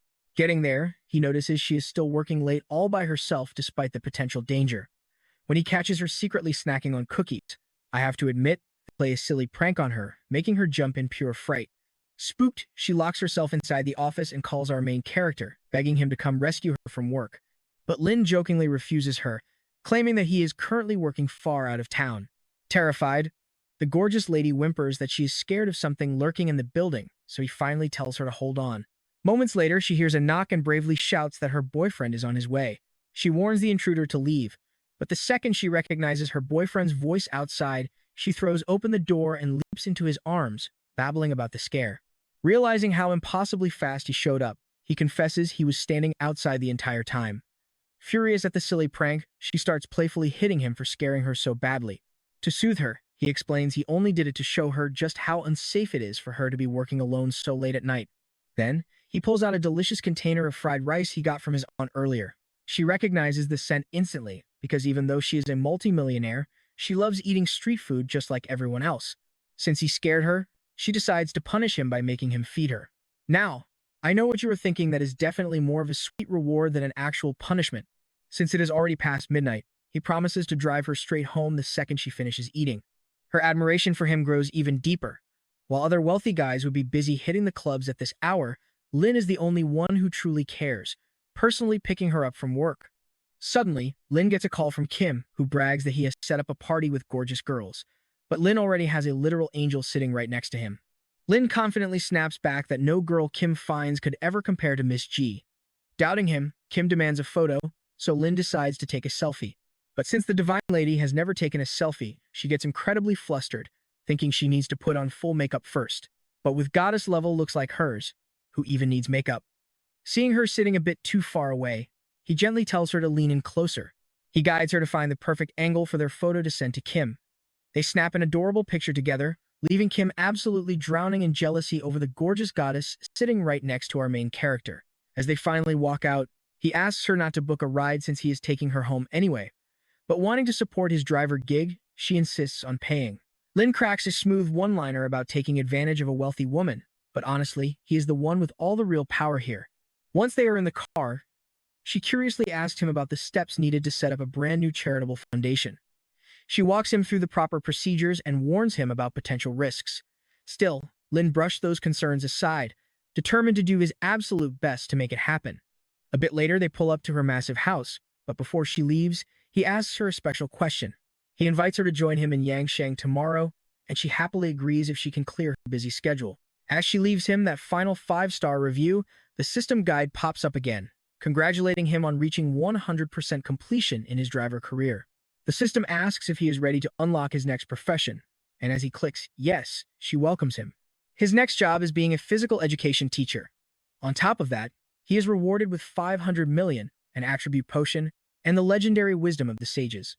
Lin thinks being a simple gym teacher will be a total breeze, but she explains that once he drinks the magical potion, he will effortlessly master every single academic subject thrown his way. She explains that the knowledge of the sage's potion compiles the ultimate wisdom of every single leading scholar in history into one incredibly powerful little vial of knowledge. Realizing the insane amount of stuff he actually needs to teach at this college, Lin decides to gulp down the glowing potion without hesitation. The gorgeous system guide initiates his new path, flooding his brain with infinite knowledge. Plus, she reveals that the liquid has permanently boosted all of his physical stats to the absolute limit. Now he is in peak physical shape. Trust me, you and I are definitely going to love seeing his new gym teacher era. Let's dive into this wild story. Late at night, our main character gets a call that his super rare Pagani is ready for delivery. Right after, a text from his goddess arrives saying she cannot join him tomorrow, though she still booked his morning flight. The next day at the airport, he realizes he is flying first class. While he is chilling on his phone, a spoiled rich guy walks in with two girls on his arms. Naturally, the moment those girls spot our handsome hero, they start swooning over him. Jealous and totally annoyed, the rich kid snorts that having stacks of cold cash is way more important than just being a handsome nobody. Hearing this, Lin calmly tells him to leave him out of his pathetic attempts at flexing. Once the punk sits down, he actually challenges Lin to a bet. Whoever scores the gorgeous flight attendant's phone number first wins. Right on cue, the hostess arrives. The rich brat immediately stops her, claiming both he and Lin want her number, but she can only choose one of them to date. Here is the part we need to watch closely. She recalls a warning about wealthy playboys hitting on staff, so she politely says company rules forbid sharing numbers with passengers. But the brat refuses to take no for an answer, demanding she satisfy a high-paying passenger's simple request. But then, she spots Lin's limited edition watch, which is worth over $10 million. She instantly asks for his number instead, totally humiliating the rich kid while his own dates laugh at him. Just then, the kid's friend spots an absolutely stunning woman who has just boarded the plane. It is none other than the goddess herself. Lin instantly challenges the boy to another bet on who can secure her contact details first. As she politely greets Lin, the desperate kid immediately tries to slide into her conversation to ask for her number. However, Lin boldly interrupts, casually telling the kid that he has absolutely zero chance of winning her over. I know what you are thinking. Is Lin going too far? Well, he boasts he has a superpower to make this beauty fall in love in 1 second. But judging by her blushing face, she fell for him ages ago. Clueless about their relationship, the rich kid tells her she can call the police since they have 2 witnesses right here, which only makes her blush even harder at Lin's shameless behavior. She jokingly complains that the cabin is getting stuffy and she needs fresh air, clearly overwhelmed by how flirty and embarrassing the whole situation has become. With that final flex, the rich kid admits complete defeat, realizing Lin is on a whole different level. Lin asks why she is here when she said she was busy, realizing she told a little lie just to surprise him and join his orphanage visit. Meanwhile, the rich brat is absolutely seething with pure jealousy. Unhappy with the rich kid's mocking attitude, Lin decides to confront him. When the brat scoffs that Lin does not even know this gorgeous woman, Lin confidently wraps his arm around her slender waist to prove his point. Lin smirks and calls it love at first sight that is destined for marriage, a pure connection a shallow guy like him could never understand. Flustered, she playfully scolds him for taking total advantage of her ever since she stepped onto the plane. He gets a playful pinch from the beautiful goddess, who is completely defenseless against his teasing. Hours later, they arrive at the orphanage where Lin grew up. Surprisingly, even though land here is cheap, this building is worth tens of millions. This only deepens Lin's respect for Mother Wang Ma, who chose to dedicate her life to raising orphans instead of living comfortably as a wealthy madam. Right away, the kids spot Lin and his gorgeous girlfriend. She immediately starts handing out the special gifts she lovingly brought for all of them. With a sweet smile like hers, she is absolutely irresistible. When Mother Wang Ma says he should have called ahead so she could cook his favorite meals, Lin laughs and says he wanted to surprise everyone. It is a massive surprise, especially since she had been begging him to find a girlfriend, and now he brings home an actual goddess. She introduces herself as Ji Qing Yang, our beautiful divine lady. Since they are basically family now, Mother Ma warmly welcomes her, gently telling her that there is absolutely no need to bring so many expensive gifts next time. As they start dividing the treats for the kids, they realize that another former orphan, Lin Yu, has also come to visit with her boyfriend on the exact same day. When Miss Ji asks about her, Lin explains that she grew up in the same orphanage, but she managed to enter a prestigious university while he ended up at Jiangxia. It does not take long to meet Lin Yu and her incredibly arrogant boyfriend. They brought some cheap gifts, but when the guy sees the young kids admiring his car, he looks at them like they are annoying insects, showing the typical behavior of wealthy, toxic snobs who look down on others. The moment Lin Yu notices Lin, she immediately asks him to introduce his beautiful partner. Our divine lady politely introduces herself with a warm smile.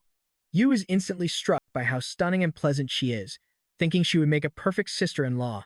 Naturally, Yu's boyfriend is completely starstruck by Miss Gi's beauty and rushes to greet her, practically drooling like a total simp.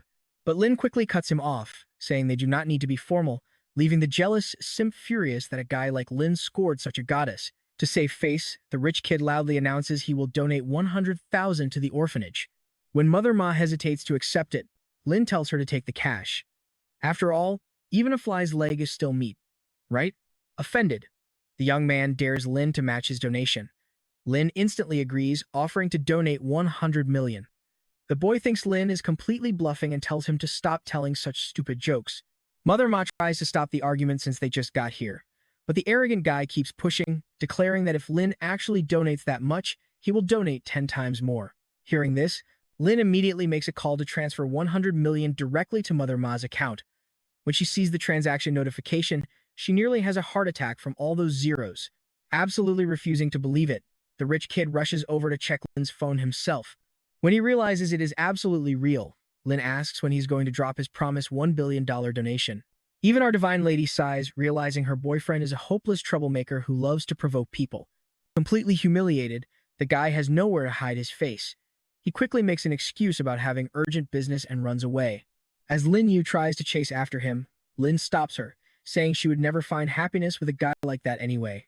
Mother Ma then asks where all this money came from, and our divine lady explains that he manages massive projects worth hundreds of millions. Still in shock, she asks Lin for his bank details so she can return the massive sum of money. But Lin insists she keep it, since making cash is incredibly easy for him now, and happily calls everyone to lunch.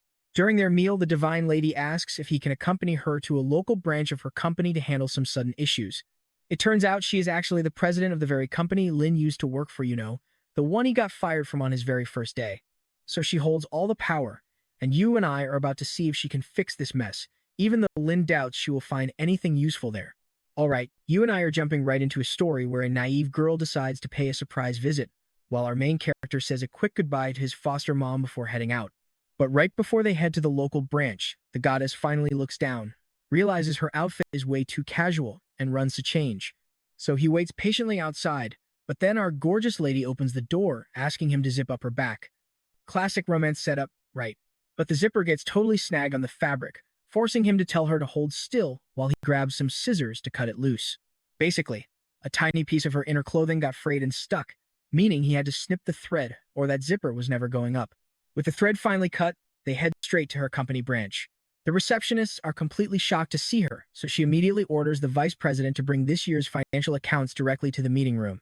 As she starts reviewing the books, we get a perfect shot highlighting just how incredibly beautiful our leading lady really is. Now that you have got your eyes full, she gets down to business and demands to know what happened to Wang Zhenyi, the big boss at this branch. Turns out, the branch is 30 million in the red, so she decides to call the cops. But suddenly, some thugs burst in, claiming Wang Zhenyi owes them 1 million. Of course, once they see our gorgeous boss, they instantly get distracted by her looks. Their creepy leader smirked, suggesting that if she spent a little quality time with him, he would gladly wipe the deck clean, leaving her completely speechless. But our main character, he is an absolute powerhouse who immediately realizes this whole thug routine is just a setup by Zhenyi himself. The thug leader gets annoyed, but Lin coolly asks if 2 million would buy their help in dragging Zhengyi to the police. Just like that, they instantly switch sides, promising to do the job with some extra punishment on top. But all Lin really wants is for them to hunt down the traitor who is stealing millions from our leading lady's business. Panicked and lost, she begs him for help. He calmly tells her to gather all the financial evidence so he can escort her straight to the police station. Now pay attention, because outside the station, Lin warns her to keep this quiet if the news leaks. Her stock value will tank. Stunned, she thanks him, admitting she would be totally lost without his brilliant mind. Lin tells her to head inside alone while he hunts down the embezzler. Terrified for his safety in this dangerous situation, she protests and insists on going along with him, refusing to let him face it alone. But our main character simply hands her the files, telling her not to worry. He speeds off to hunt down the thief, leaving her praying silently in her head for his safety. 3 hours later, Lin drags Jung-yi back, finding our beautiful boss looking completely exhausted and stressed by the whole mess. But the moment she spots our hero, her world instantly brightens up. She rushes over, frantically checking if he got hurt.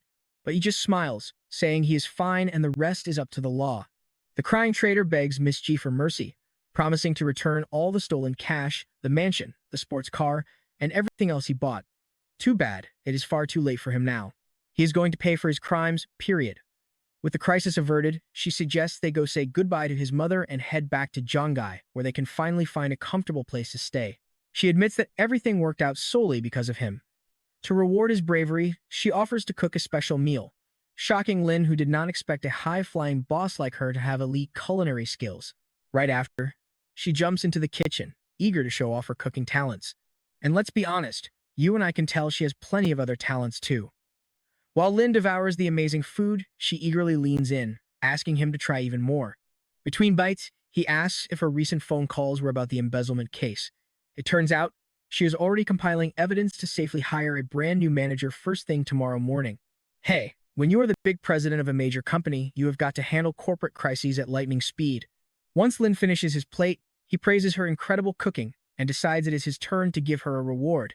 She blushes, claiming he does not need to do anything since he already saved her entire business. But Lin leans in close, telling her to close her eyes.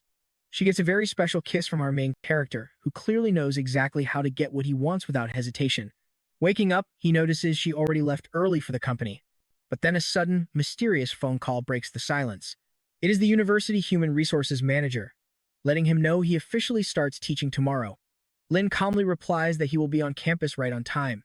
The next morning reveals a gorgeous campus buzzing with lively, highly energetic students enjoying their college youth, creating a super vibrant atmosphere. Suddenly, his gorgeous girlfriend calls asking for a ride, but he explains he cannot do that anymore since he traded his driver gig to become a full-time university professor.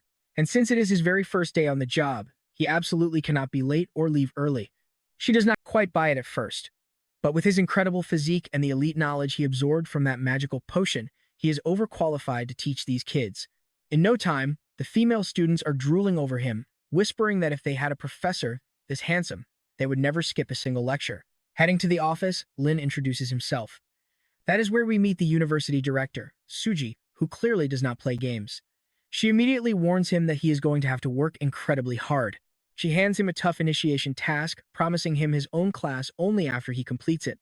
Let me break down this next part. Basically, Lin needs to secure internship spots at local hotels that pay at least $3,000, with free housing fully covered for the students.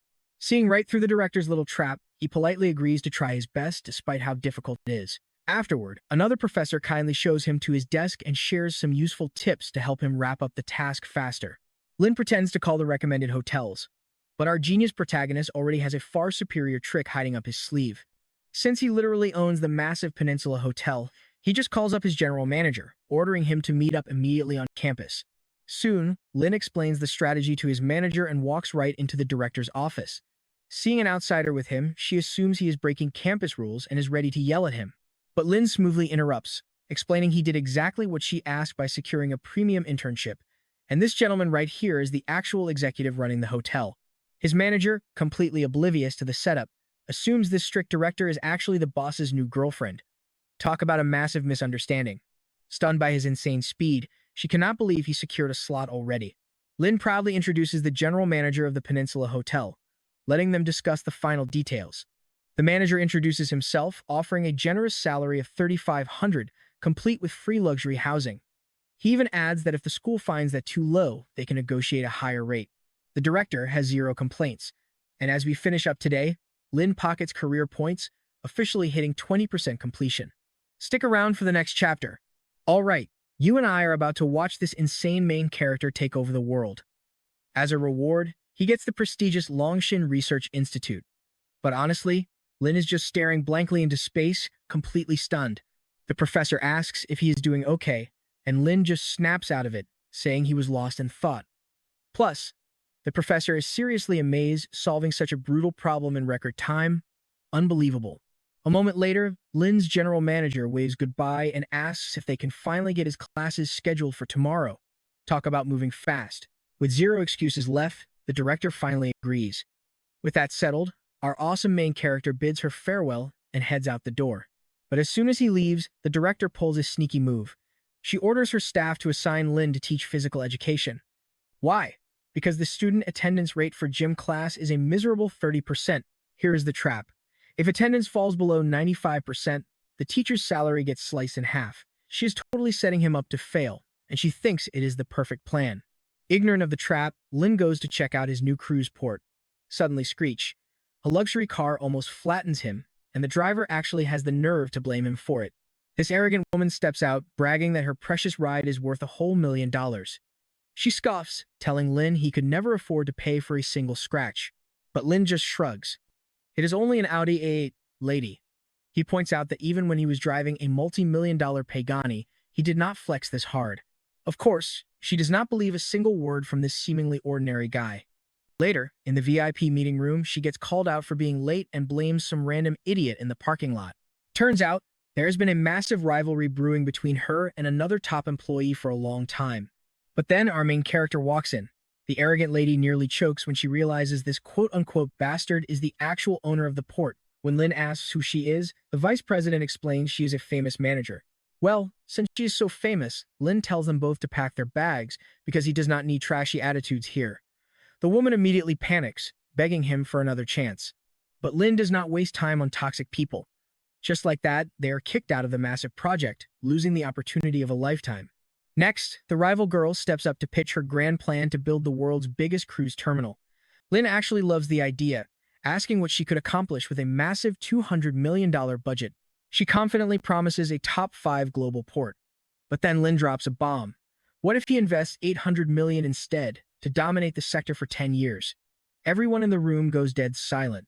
Hearing the absolutely insane amount of money, the girl swallows her shock. She looks him in the eye and declares she will absolutely crush his expectations. Satisfied, Lin gets up to leave, casually promising to wire a $200 million advance right away. Right after, Lin gets a call from the director of the Elshin Research Institute to finalize his big takeover. The next morning, he arrives at school, hyped for his first day. But the director immediately ruins the mood by demanding his lesson plans. She smirks, warning him that if his class attendance falls below 95%, his hard-earned teaching bonus will be completely wiped out. But Lin is not even sweating. He is not doing this for the cash, he genuinely just wants to teach. Still, since the trap is already set, he has no choice but to head to the field. On his way, 2 cute female students spot him. Seeing the textbook in his hands, they excitedly run over and ask if he is the new teacher. Lin flashes a warm smile, telling them his next session is actually physical education, and he is heading there right now. The girls instantly ask where his class is so they can go support him. Lin tells them and heads off, completely unaware that the girls are already texting every group chat to assemble the ultimate fan club. Meanwhile, over at the gym, the place is practically a ghost town with only a few students scattered around. Now, you and I need to watch this part closely. This is where the director's smug plan totally backfires. She sneaks in, laughing, thinking he will not even get 50 students. But suddenly, a massive crowd starts rushing in. She is completely frozen, trying to process what is happening. As it turns out, Lin's god-tier visual look is like a magnet, drawing in every single girl on campus. But wait, it is not just the girls. Even the guys show up to see what the hype is about. Within minutes, the entire place is packed to the brim. Lin politely tells the director she can leave now since there is no need to count heads. But she stubbornly refuses, insisting she wants to watch him try to teach this chaotic crowd. Unfazed, he starts the class by taking roll call, telling anyone whose name is not listed to come sign up. 30 minutes fly by, and they are already past 120 names. Annoyed, the director snaps that they should just skip the registration and start the actual lesson. You and I both know you do not mess with fangirls, right? They glare at her with pure, murderous intent, telling her to shut up and let Lin run his own class. If looks could kill, she would be dust. Completely terrified by the scary vibes, the director backs down and lets Lin do his thing. Just as he finally finishes, a girl pouts, claiming her name was missed. So, Lin patiently decides to start the roll call all over again. But before they can finish, the school bell rings. Lin smiles, dismisses the class, and says they will finish next time. The director is left utterly speechless by this bizarre masterpiece of a lesson. He casually asks the director if his teaching was up to par. Swallowing her intense rage, she grumpily admits it was. With that, Lin waves goodbye because he has major business to run. Shortly after, his trusty system fairy pops up to congratulate him on wrapping up his very first class, and her reward for him, a legendary item called Master Memory. He asks how this differs from the sage knowledge he got earlier. She explains that while sage knowledge covers everything broadly, Master Memory grants absolute, elite-level expertise in one specific field. But there's a catch: he has to choose the skill. Lin thinks for a moment and asks who the absolute god of microchips is. Once she names the genius, Lin immediately absorbs that person's entire lifetime of expertise. Now, he is fully loaded to trigger a massive revolution in tech. Cut to the Ling Research Institute, where two top-tier researchers, Liu Ying and Liu, are waiting anxiously to meet their brand-new boss. Liu Ying is totally furious, venting that their scientific research is doomed now that some spoiled, rich playboy bought the place. Luckily, the vice president tries to calm her down before she does something stupid. Another researcher chimes in, convinced that this young trust fund kid does not know the first thing about actual science. Right on cue, Lin arrives and the vice president gives him a quick tour. Lin immediately notes their equipment is ancient, but the old man sighs, explaining they simply have zero budget to upgrade. So, the old man hands over their financial reports. Stick with me, we are about to see Lin blow their minds by making some serious moves very soon. Alright, let's jump right into the action where this arrogant researcher tries to boss Lin around. He basically tells our main character to stop meddling in their work and just let them do whatever they want. Talk about having zero survival instinct. Lin asks the guy what his credentials even are, and he proudly brags about having a PhD in information and communication technology. Lin just scoffs, saying he assumed the guy's degree was actually from a local kindergarten based on his childish behavior. The guy gets defensive, boasting about his prestigious university and demanding some respect. But Lin honestly has zero patience for arrogant, ignorant fools who think they are irreplaceable. Lin reminds him who owns the place and tells him to pack his bags if he cannot follow orders. The vice director panicked, stepping in to warn Lin that losing this guy's research would be an absolutely devastating blow to the institute. Supposedly, his current project is so advanced it could push the entire national chip industry 10 years into the future. Since this genius thinks he is the center of the universe, Lin decides to teach him a lesson: the world does not stop spinning for anyone. But the guy keeps insisting that the research is impossible without him. Lin turns to the vice director, asking what the project actually is. Once the old man explains the complex details, Lin casually asks if it is really that hard, and the old man says yes. So, Lin decides to take over the project himself. Stunned, the vice director asks him what his actual degree is in. When Lin reveals he majored in marketing, the old man is completely dumbfounded. Still, Lin sits down to work, and the arrogant researcher just sneers, waiting for him to fail miserably. But within minutes, Lin spots multiple critical bugs and errors in the system. He completely rewrites the code, making the system ready for the next round of testing. Now pay attention here when the guy asks if he needs to double-check. Lin says no. The vice director looks closer and realizes the code structure is flawless, which is absolutely insane. Since Lin just solved in minutes what took the arrogant genius months, he looks at the guy and tells him he can pack up and get out now. Next, Lin instructs the old man to list all their outdated gear so they can replace everything with high-tech equipment. He promises to transfer $50 million later for the upgrades, and even throws in a generous salary bonus for the loyal staff. The old man is left completely speechless by this sudden windfall, repeatedly bowing and thanking him for such incredible generosity. A female researcher steps up to apologize for her past attitude and asks a professional question. Since Lin is short on time, he casually hands her his personal contact info so they can chat about it later. While the vice director walks him out, Lin suddenly spots two people arriving. To his surprise, one of them is the actual president of the university where Lin currently teaches. The president came to borrow their lab space, but since the institute was recently sold, he has to get permission directly from the new owner. The vice director immediately introduces Lin as the new owner. The shocked president offers to pay for using the facility, but Lin waves it off. He even offers to donate all their old lab equipment to the university since they are buying brand new gear anyway. The president's secretary asks if they already knew each other, and Lin casually mentions they crossed paths in the HR department just a few days ago. The president is baffled and asks why a multimillionaire capable of buying a whole institute is working as a simple teacher. And, as always, Lin's response is pure main character energy. He is just doing it to experience life. Now, watch how this pays off. The president is so grateful for the massive donation that he decides to promote Lin on the spot. Since Lin hates attention and prefers to stay low-key, he asks to keep the vice director promotion entirely private, meaning only a select few will ever know. The very next day, Lin is getting ready for work when some spoiled brat suddenly crashes in to ruin his peaceful morning.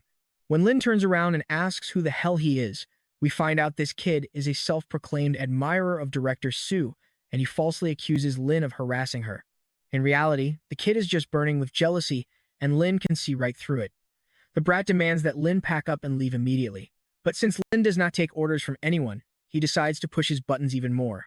Another professor quickly whispers to Lin to stay quiet, warning him that this arrogant brat is actually the school vice president's nephew. Right on cue, Miss Sue walks in and demands to know why this spoiled kid is here, especially since she explicitly banned him from her office. She cold shoulders him, saying he has no right to interfere in her professional relationship with Lin. The kid is left absolutely humiliated, seeing how close they actually are. Once the brat leaves, Sue explains she only acted close to keep him from pestering her. Lin smoothly replies that he is always happy to help a beautiful woman. That slick remark definitely changes how she views him.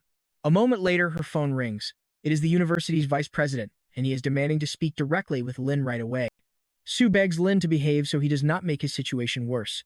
Meanwhile, inside the vice president's office, that arrogant nephew is already celebrating, claiming Lin is getting fired today. Lin calmly asks for the official reason behind his sudden termination. The vice president arrogantly claims that Lin's teaching skills are far below the university's standards. Unbothered, Lin checks a text message from the university president, confirming that everything is set for him to officially become the honorary vice director. But since he is currently being fired, Lin texts back saying his hands are tied.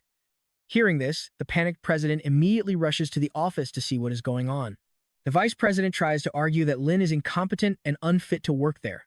But the president is not buying it, especially after he worked so hard to recruit Lin as the vice director. He is absolutely furious that the vice president would humiliate their most important guest after all the effort it took to bring him here. The president drops the bomb. Lin is the owner of the massive Longshin Research Institute, and the only people unworthy of their positions are the vice president and his spoiled nephew Dash. He demands their immediate resignations. The trembling vice president begs for a second chance, but the president snaps back, saying he is done dealing with his troublemaking nephew. The vice president turns and slaps his nephew across the face for his utter stupidity. After the dramatic scene, the president deeply apologizes to Lin for the trouble. He even offers to promote Lin to university vice president, but Lin politely declines, explaining he just wants to be an ordinary professor and enjoy a quiet life. Knowing Lin prefers to keep a low profile, the president proposes a compromise. They will publicly call him a vice director, but give him the actual authority of vice president. Lin agrees to the deal. Meanwhile, back in Sue's office, she and the other professor are still worried sick, thinking Lin is about to be expelled. But the president walks in with Lin and drops some mind-blowing news. The vice president and his nephew have both been fired. He then introduces Lin as the new vice director and asks Sue if she is comfortable sharing her office with him. The president leaves, and the shocked professor asks what just happened. Trust me, you and I are both dying to see how Lin handles his brand new power. All right, you and I are about to see things get wild as Lin explains the president saw his potential. Right on cue, that system girl rewards him for hitting 60% career progress. His massive reward? He just scored ownership of the actual Twin Towers. Moments later, his phone rings with a call from the location itself, setting up an urgent meeting so he can inspect his brand new property. With so many real estate holdings, he decides it is time to build a massive company to manage them all. But walking into the main office, he has no clue the director is in there getting dressed. An employee quickly shoves our main character out to give her privacy, leaving them both totally embarrassed. Next thing we know, he is attending a big celebratory event. Lin looks completely in his element when he runs into the gorgeous lady who asks for just a minute. But since his stomach is growling, he slips away to grab a quick bite. Out of nowhere, some girl approaches trying to add him on social media. Since Lin shuts her down instantly, she storms off, completely insulted by his rejection. Then he overhears that elegant lady chatting with some guests about a design firm that just secured an $800 million bid for a massive upcoming project. Specifically, the renovation of the ship terminal. That is when Lin realizes the company they are hyping up is actually the exact firm he hired to do his port renovation. Just then, a smug young guy approaches Miss G, trying to strike up a conversation. She is definitely interested in that massive terminal project too. The guy offers her a sketchy deal, claiming he can pull some strings to get her the project. Meanwhile, our main character quietly watches from the background. Since he acts so highly influential, she suggests they discuss business at her corporate office. But he insists on a private dinner instead, clearly trying to smooth talk his way in. This is where our main character finally steps in to take control of the situation. declaring that this elegant lady has zero time to waste on someone like him. She immediately backs him up, saying she already has a date with Lin. The guy scoffs, calling her incredibly arrogant for throwing away a business opportunity worth hundreds of millions of dollars. But since Lin is the actual mastermind holding all the cards, he calmly tells the guy that his company will never get the contract over a much better rival. Now check this out.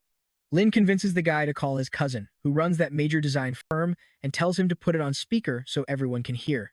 The moment our main character speaks directly into the phone, the cousin instantly recognizes his voice and freezes. The shocked guy asks if his cousin actually knows Lin. The cousin snaps back that Lin is the billionaire owner of the ship terminal, the very man who handed them the contract. Realizing who he just insulted, the arrogant jerk starts apologizing and begging for forgiveness like every other loser. And let's just say, our generous main character decides to let it slide this time. Feeling exhausted, he tells the gorgeous lady he will wait for her down in the lobby. As he walks away, all the other women are staring at him in absolute awe. By the time Miss G catches up, Lin is fast asleep on the lobby couch, or so she thinks. She quietly approaches him, trying her best not to wake him up. Suddenly, he grabs her arm and pulls her close, revealing he was faking it the entire time. She is amazed that while working a normal job, he is secretly buying out massive terminals and investing in giant businesses. Completely won over, she agrees with his vision, promising she will put everything she has into making sure the terminal project is a massive, high-quality success. But Lin teases her, saying he never officially promised her the project. She jokingly threatens to make him sleep on the couch, giving him a cute little pinch. I know what you were thinking, cute couple goals, right? But the next day, Lin heads to check on his brand new twin towers when someone suddenly calls his name.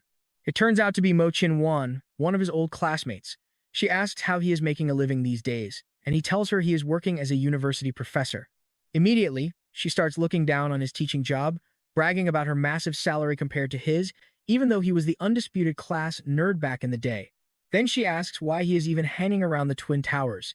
He jokingly asks if she would believe him if he said he was here to claim an apartment. He notices a massive crowd gathering outside and asks what is going on. She proudly explains that the mysterious billionaire who recently bought the entire Twin Towers is visiting today to sign the final paperwork, so her vice president and all the top executives are waiting to welcome him. Her smug boyfriend walks up, telling her to hurry inside. She introduces him to Lin, suggesting they all grab dinner sometime so her powerful boyfriend can hook Lin up with a decent job.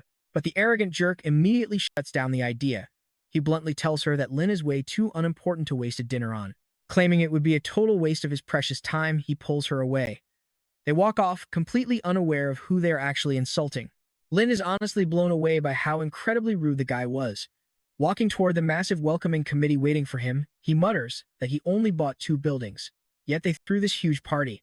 When the rude couple spots Lin standing right at the front of the VIP line, they are completely offended and outraged, still clueless about his true identity. The girl rushes over to hiss at Lin, telling him to leave immediately because a poor teacher does not belong here. The company president demands to know what is going on, and she quickly claims Lin is just a crazy former classmate who lost his mind. Her boyfriend even calls security to throw Lin out, but he gets a brutal slap across the face from the president instead. Why? Because Lin is the literal owner of the Twin Towers. They are both fired on the spot. Completely shell-shocked, the girl stammers and asks if he really bought the Twin Towers. Lin just sighs, reminding her that he tried to tell her earlier, but she refused to listen. Suddenly, the ex-boyfriend desperately backtracks, begging Lin to go out for a dinner meeting tonight. But it is way too late for that. Just minutes ago, he said Lin was not qualified to eat with him. Talk about a perfect tables turn moment. The president tells Lin to ignore those losers and leads him straight to the private boardroom. Once inside, he is greeted by a mountain of paperwork.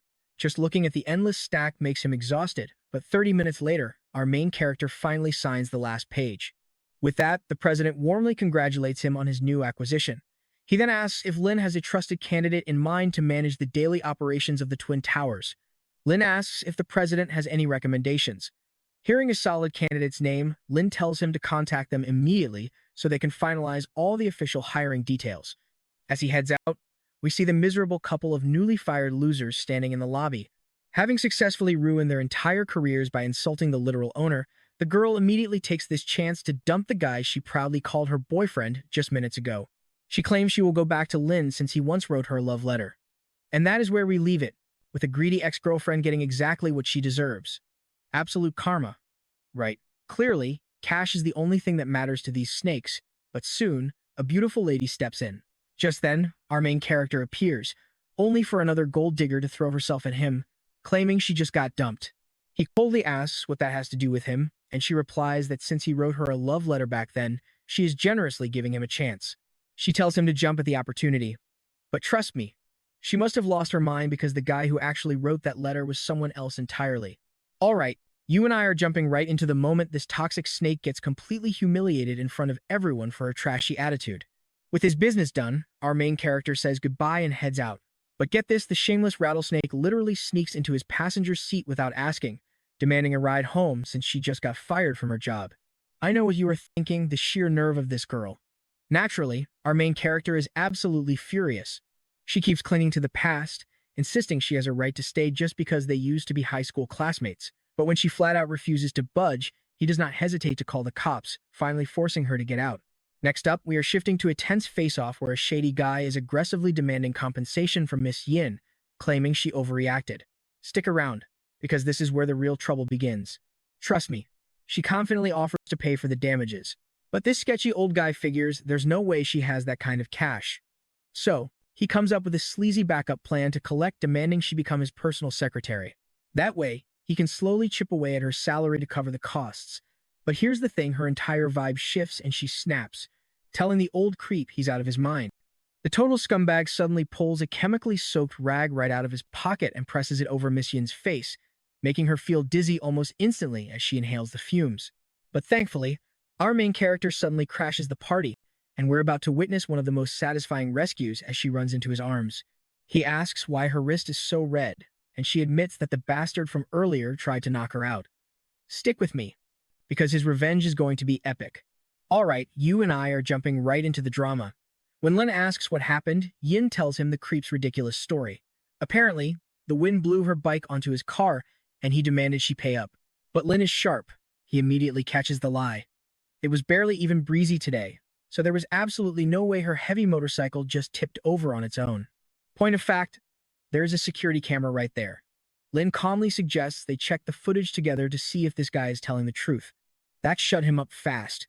The scumbag instantly backtracks, claiming he will just pay for his own repairs.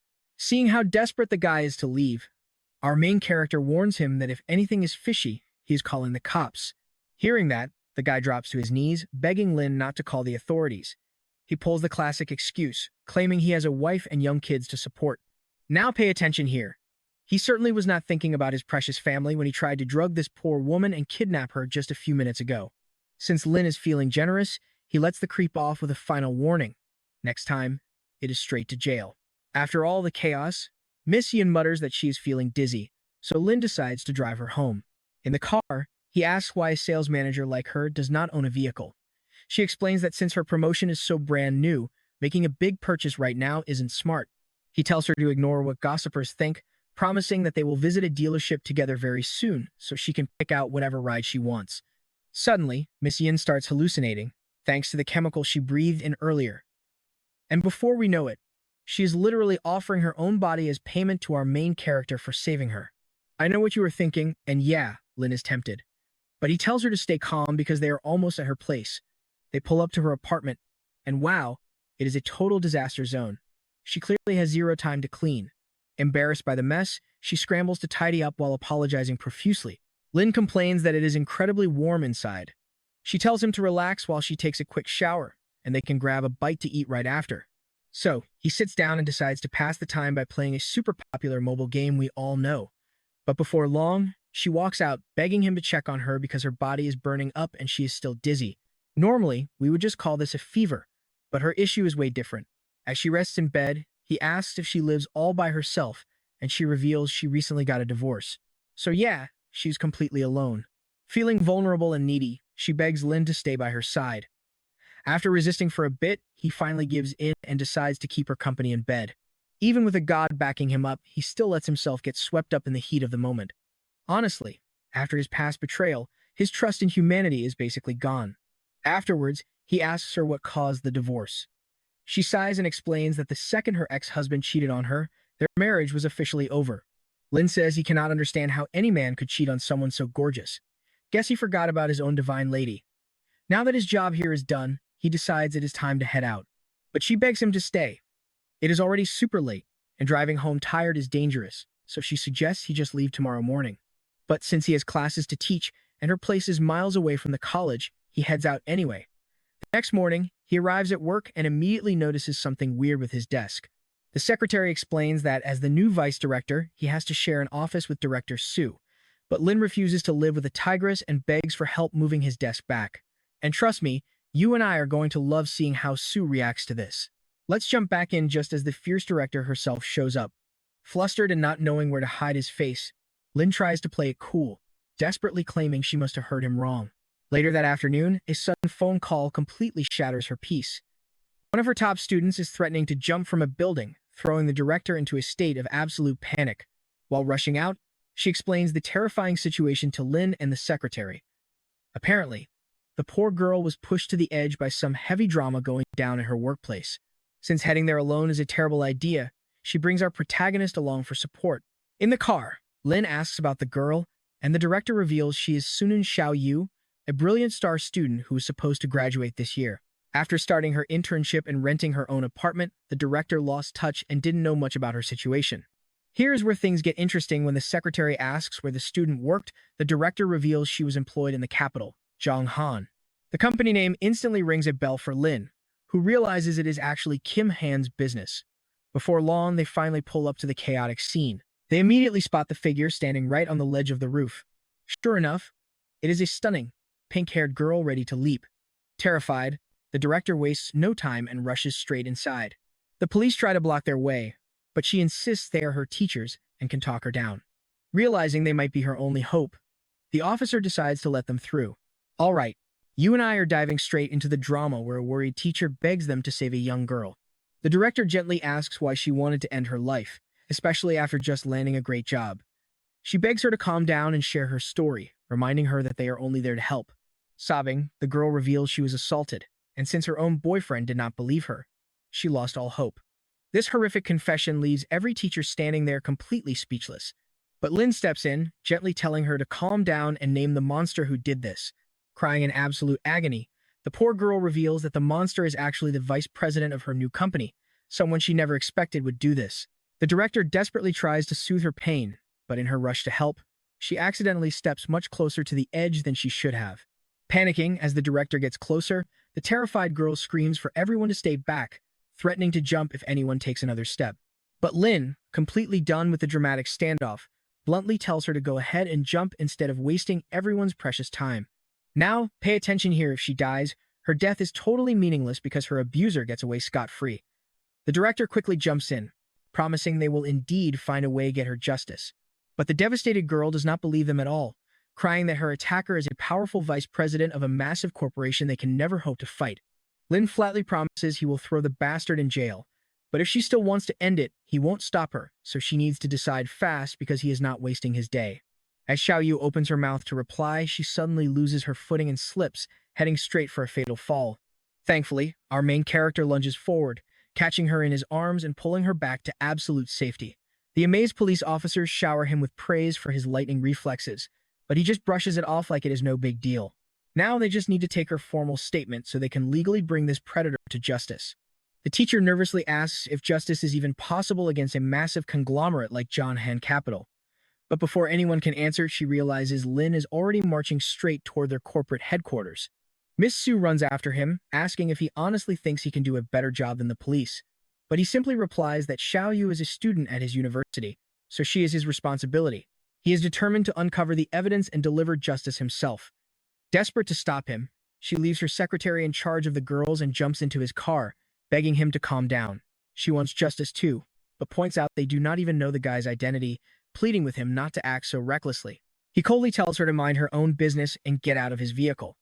But being the wonderfully stubborn woman she is, she refuses to budge and insists on going wherever he goes. The duo arrives at the corporate building, and our hero demands to see a man named Kwai Bin Long. Since they do not have an appointment, the receptionist flatly refuses to help. Unbothered, Lin simply calls his elite contact, Kim, to track down the exact office room number of their target. Kim immediately shares the location and adds that if Lin needs any trouble cleared up, he is happy to handle it for him. But our hero tells him it is fine, he is just delivering some shiny silver handcuffs to a local predator. Inside the office, the scumbag is chatting with a colleague when Lin kicks the door open in style, asking if he has had enough fun yet. You and I both know how these arrogant villains act, right? The scumbag immediately threatens to throw them in prison, but Lin snaps back that he is the one who will be locked up for assaulting a helpless student. That is when the absolute trash realizes these two are actually Xiaoyu's teachers. The bastard smugly claims he was looking for them, lying that Xiaoyu was actually the one who threw herself at him. He claims she framed him because he rejected her, which is a disgusting lie that makes the female teacher charge forward in pure rage. However, the heavy trash shoves her aside, boasting that his legal team is already handling everything. Seeing this, our main character cracks his knuckles to crush this insect, even as the coward warns that laying a single finger on him will get him arrested. But Lin completely ignores his pathetic threats and delivers a brutal kick, sending the scumbag flying across the room. The bruised insect screams at his assistant to summon security and get Lin arrested, while the loyal helper vows to wipe our protagonist off the face of the earth. Well, good luck with that, because our hero proceeds to humiliate the trash right in front of his staff. Even the female director is stunned by his insane strength, since he looks like a skinny, ordinary guy. Suddenly, the security guards rush in alongside their head lawyer, threatening to sue our main character for assault and battery. But Lin just calls him a pathetic coward, warning him that if he does not shut his mouth, he will personally step over and shut it for him.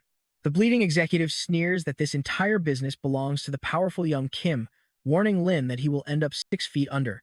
But since Lin already knows Kim has his back, he happily keeps raining down fists to teach this trash a lesson. Spitting out broken teeth, the battered villain laughs that Lin is finished because Kim himself is arriving at the office this very second. Since he has some distant family ties to the Kim family, the idiot genuinely believes he is untouchable. But Lin calmly replies that even if Kim's own father stood in his way, he would still beat this predator to a pulp. Right on cue, young Master Kim arrives to find out what exactly is happening inside his company. The beaten crybaby immediately whines to Kim, claiming Lin broke in just to cause trouble and brutally assault him, begging him not to let this slide. But it is painfully obvious Kim is not going to support this trash, especially since he is utterly embarrassed by his actions. Instead, he turns to Lin, asking what happened and offering to solve the issue personally. Our main character explains how this predator molested a female student, driving her to nearly jump off a building to end her life. Hearing this, Kim's blood boils with absolute rage. To make things worse, the absolute coward still tries to claim the student seduced him. Disgusted by this shameless lie, the young billionaire joins our hero to give the scumbag a second, well-deserved beating. The sniveling insect begs for mercy, whining that they are cousins and family should stick together. But Kim does not care about bloodlines when it comes to dealing with absolute trash. Kim politely asks Lin to leave the rest of the cleanup to him, promising a very satisfying punishment. Our protagonist agrees to let him handle it, though he makes it clear the scumbag is still heading straight to prison. He then grabs the shocked female teacher, telling her they can head out now that Kim is taking care of the rest. The beautiful director is left completely shocked by his elite high society connections and how incredibly fast he managed to settle this entire nightmare. As they walk out, she admits she finally understands why he marched in so confidently after seeing the massive influence he wields. And that's where we leave it with our hero reminding her that if a teacher won't protect their students, they don't deserve the title. Alright, you and I are about to dive into a wild story where this crazy incident exposes how outdated this school really is, proving the students are left completely helpless the moment they leave their safe little cocoon. Nodding in agreement with his sharp points, she promises to bring this straight to the school president, admitting it was high time for some serious disciplinary reforms. Just then, the familiar cosplay girl pops up again, praising him for rescuing that student and even putting forward such a brilliant reform plan. Since he had completed 80% of his career track, he scored a massive reward of 1 billion. With the task cleared, he had to claim his prize later, completely missing the director calling out his name. She quickly asks why he was zoning out, seeing him stand there like a statue. Noticing his obvious exhaustion, she tells him to head home and get some rest. Before he leaves, she asks if he could tag along to meet Xiaoyu's boyfriend tomorrow. Since he was also a professor, Lin tells her she can absolutely count on him to help out. Back at his luxurious Kyushu villa, he gets an urgent call from the general manager of the Twin Towers requesting a meeting immediately. Feeling too exhausted, Lin tells them to meet him tomorrow at the coffee shop inside the Peninsula Hotel instead. Meanwhile, over at Kim's house, his wealthy father confronts him directly. The big boss demands to know if the rumors are true, asking if Kim actually threw his own cousin into prison. Young Kim calmly responds that since his cousin crossed the line and insulted his close friend, it was only fair that he learn a harsh lesson. Intrigued by who this influential friend could be, Kim's father asks if this guy actually deserved that level of loyalty. Kim looks his dad in the eye and insists that Lin was an incredible friend. Hearing the name, the father wonders if Lin belonged to some famous elite family, but Kim scoffed, saying that prestigious group did not even compare to Lin, who literally owned the entire Zongai racing circuit. If that was not enough, he also owned the entire Kyushu villa complex. Realizing Lin was an absolute titan of wealth, the father instantly forgets about his trashy nephew and drops the subject. Still, the old man warns Kim to stop messing around and finally grow up. Thinking his dad was criticizing his career, Kim proudly explains his business was thriving, with company shares soaring over 10 billion. But the old tycoon was actually talking about marriage, revealing he had already handpicked the perfect girlfriend for his son. Not wanting to tie himself down just yet, Kim tries to refuse his father's setup. But the moment his dad slides over a picture of this gorgeous woman, Kim is completely spellbound. Wait. He realizes she looks exactly like someone he saw recently. Flipping through, Kim shows his father another photo of this stunning lady standing right next to our protagonist, asking if it was the same person. The father instantly realizes that another young tiger had already claimed her first. Laughing, he tells Kim to just keep having fun, as Kim bids his dad goodbye to handle his own busy schedule. The next morning, Lin visits a local government registration office, and the moment he walks in, every woman in the room is instantly starstruck by his sheer presence.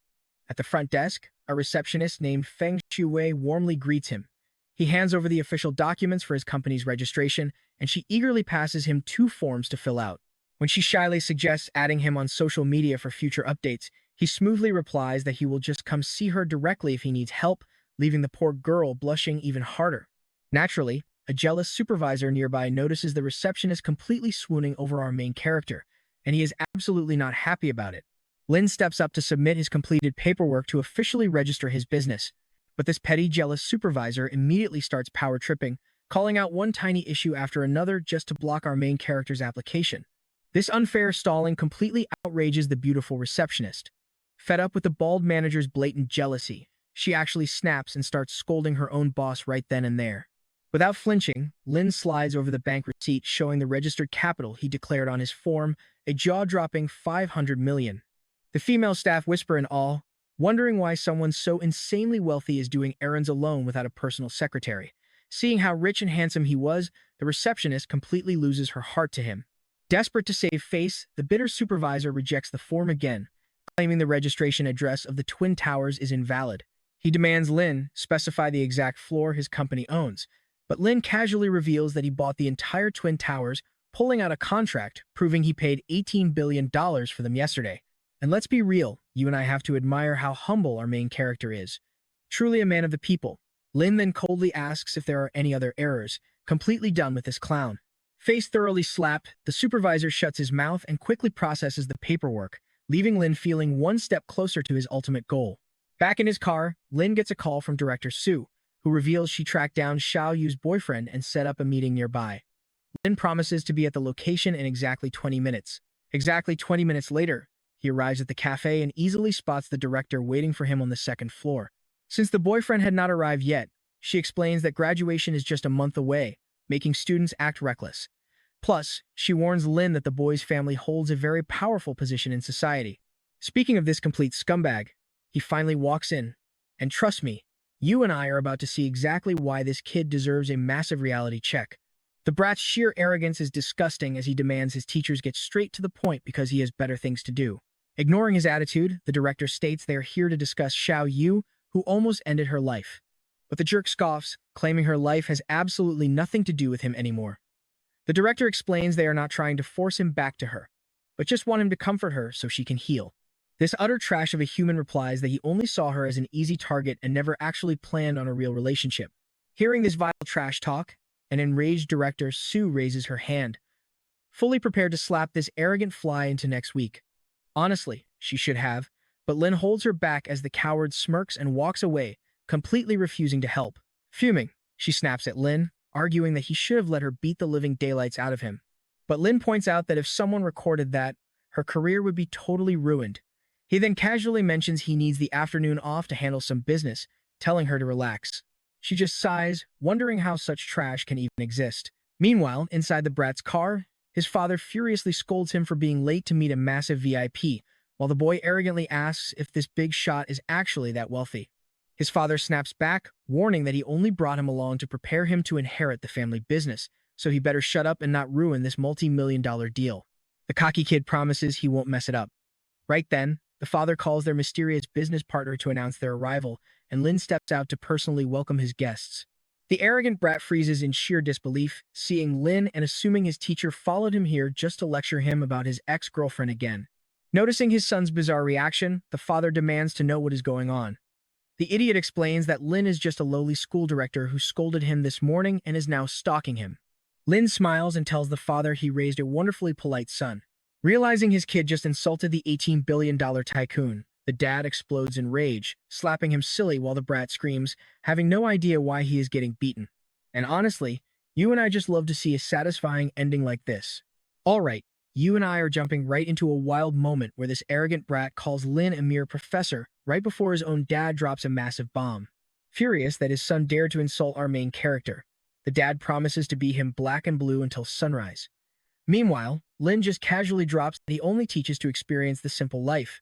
As the desperate father keeps slapping his son to teach him a lesson, the general manager of the Peninsula Hotel suddenly rushes in, demanding to know what all the chaos is about. He even offers to throw the troublemakers out, but Lin calmly tells him to stand down. Seeing the manager bowing so respectfully, the father and son suddenly realize something terrifying: our guy owns this hotel too. And just like that, Lin casually confirms their worst fears. Yep, the entire luxury hotel belongs to him. He then asks if they have any more stupid questions. Next, the spoiled brat's father begs Lin for mercy, pleading with our main character not to ruin his son's future over a few incredibly foolish mistakes. Lin notes that while the kid didn't cross any extreme lines, he still definitely overstepped where he shouldn't have. Hearing those words, the father glares at his son with an intensity that completely freezes the brat in fear. The boy immediately starts begging, promising to even marry the girl he wronged just to get a second chance.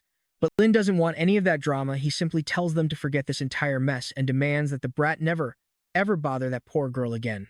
The father bows again, desperate for a partnership, arguing that their business could bring massive value and profits to our main character's company if given just one single shot. Then, to show he's truly sorry, the young man actually starts slapping himself, crying about how stupid and disrespectful he was being. Lin dismisses the boy to the hallway so he can speak with the father in private. Once they're alone, the main character warns him that he seriously needs to keep his son on a tight leash. If the kid keeps acting like a brainless tyrant, their entire family business is going to crash and burn. They exchange formal goodbyes, and the businessman leaves feeling incredibly grateful for the second chance. Later on, we cut to Director Sue's secretary explaining that the situation with the spoiled brat seemed completely hopeless. Our beautiful director is totally stressed out by that guy's garbage behavior. She points out that the kid barely has any real wealth, yet he struts around acting like some kind of untouchable multi-millionaire. Since she thinks even Lin couldn't settle the issue, she assumes they should just drop it. But she also notes that Lin is always incredibly calm, unlike their own impulsive reactions. I mean, pay attention here because even she admits she would have broken the kid's face if our guy hadn't stopped her. Her secretary jokes that they honestly make the perfect couple. Judging by the director's blushing face, she doesn't hate that idea at all. Right then, she gets a call saying the spoiled brat wants to meet, so she tells him to wait in her office. Once she arrives, she coldly asks what on earth the spoiled brat wants from her this time. To her surprise, he immediately starts bowing and apologizing, begging her not to hold a grudge. He explains that Lin's reality check finally opened his eyes to his own stupidity, and now he wants to meet up with Xiao Yu this afternoon to properly apologize and make things right. The director casually shrugs and tells him it is completely fine. But inside, she is amazed at how insanely powerful Lin must be to completely tame a wild brat like that. Later on, our protagonist heads over to visit the lovely Miss Ying at her home. He smiles and tells her that he's here to keep his promise and buy her a brand new car, just like he said he would. Since he hasn't eaten anything yet, she sweetly invites him to sit down and share a home-cooked breakfast with her. Naturally, our guy happily accepts her kind offer. Sitting down, he notes that she didn't have to prepare such an incredibly fancy feast so early in the morning. She just smiles and says that hardworking men always need to eat more. You and I both know that's not always true, but let's let it slide. Miss Ying then starts cutely feeding our protagonist, making him realize that she really knows how to pamper a guy. When he asks what kind of ride she's looking for, she simply requests something beautiful and painted in clean white. Lin suggests a luxury Maserati, but she worries that it's way over her modest $200,000 budget. Plus, she humbly feels she shouldn't drive the same brand as their legendary Divine Lady. Honestly, I hate seeing our protagonist going on dates with other girls when he already has a gorgeous girlfriend, but hey, that's just my personal opinion on the matter. Lin just laughs and tells her not to worry about money. He promised to buy her a car, and he's going to deliver.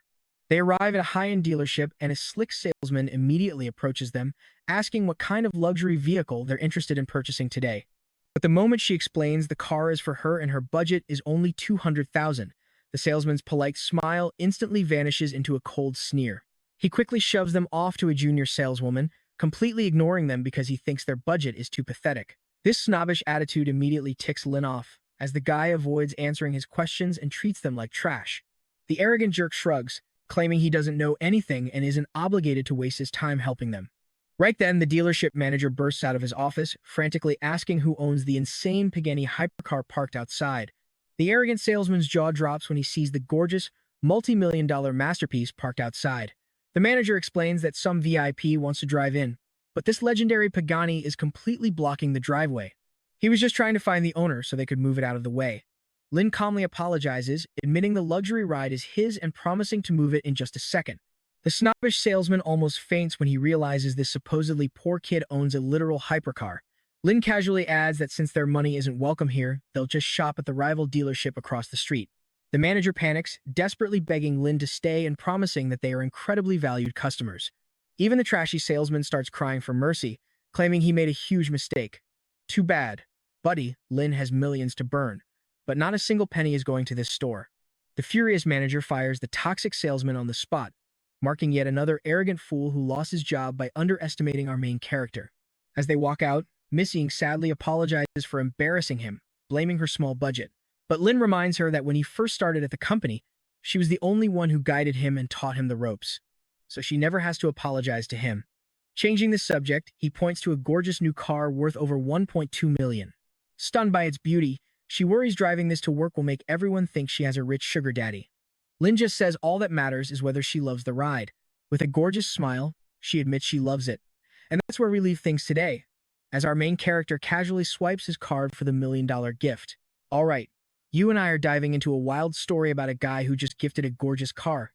Since she hasn't driven in forever, he promises to help her practice, and she can't stop thanking him for being so unbelievably sweet. But to our ridiculously rich main character, that expensive ride is basically pocket change. He tells her not to sweat it and heads off to meet the girl, managing construction at his newly acquired harbor. He invites her inside to grab a bite while they discuss business. When he asks how long the first phase of the port renovation will take, she admits it is going to need at least 2 months under their current schedule. But our guy thinks that is way too slow. His solution? Drop another 400 million so she can hire extra crews. Who could say no to that? She instantly accepts, silently screaming that she has never met a client this ridiculously generous. Next, he mentions his new business venture, the Ling Yun Group, and asks her to design their logo. She happily agrees and asks where they are set up, only for him to casually reveal they are in the iconic Twin Towers. She is seriously impressed, calling him a rising star since those brand new towers are Zonggai's biggest milestone. She then asks if he has any specific ideas for how the logo should actually look. That is when he casually tells her to change the logo to say Lingyun Building. She is hesitant, warning him that renaming the entire landmark is taking things too far. But get ready for this. He smiles and tells her it is totally fine, because he literally bought the entire Twin Towers with cash. Her jaw drops. Who wouldn't be stunned? But our main character is the king of acting humble. He shrugs like it is nothing, saying they are just 2 blocks of concrete, and she really shouldn't make a big deal out of it. Composing herself, she apologizes for her dramatic reaction. Then, testing the waters, she asks if he is busy today and invites him over to her place for some private coffee. But our boy politely declines, saying he has to run and will take a rain check.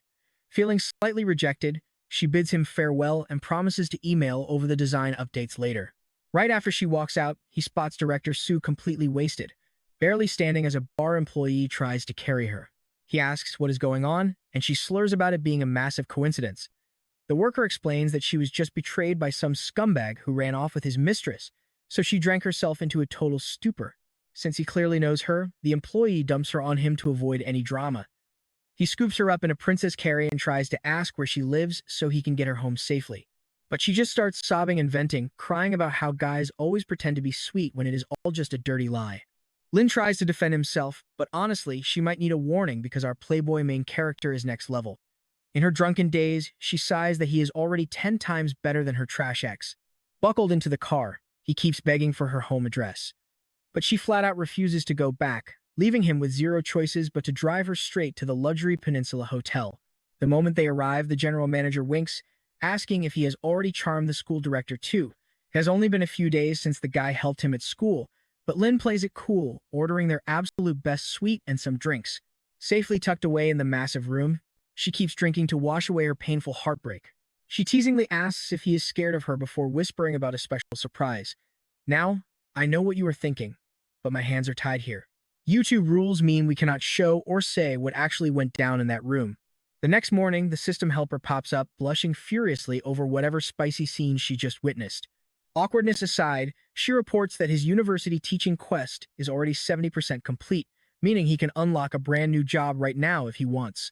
He locks it in, and his new gig is an express delivery guy. But the rewards are insane, landing him 10 million cash, a rare Tamburini T12 motorcycle, and professional riding skills. Honestly, he is way more excited about delivering packages than lecturing college students. The system notes that his new beast of a bike is waiting downstairs in the hotel parking lot. Slipping into some sleek riding gear, he heads down and falls in love with the absolute beauty in front of him. This rare machine is worth over 6.5 million and looks downright stunning. Wasting no time, he fires up the engine to make his epic road debut. Just then, Director Sue walks out and spots the rider.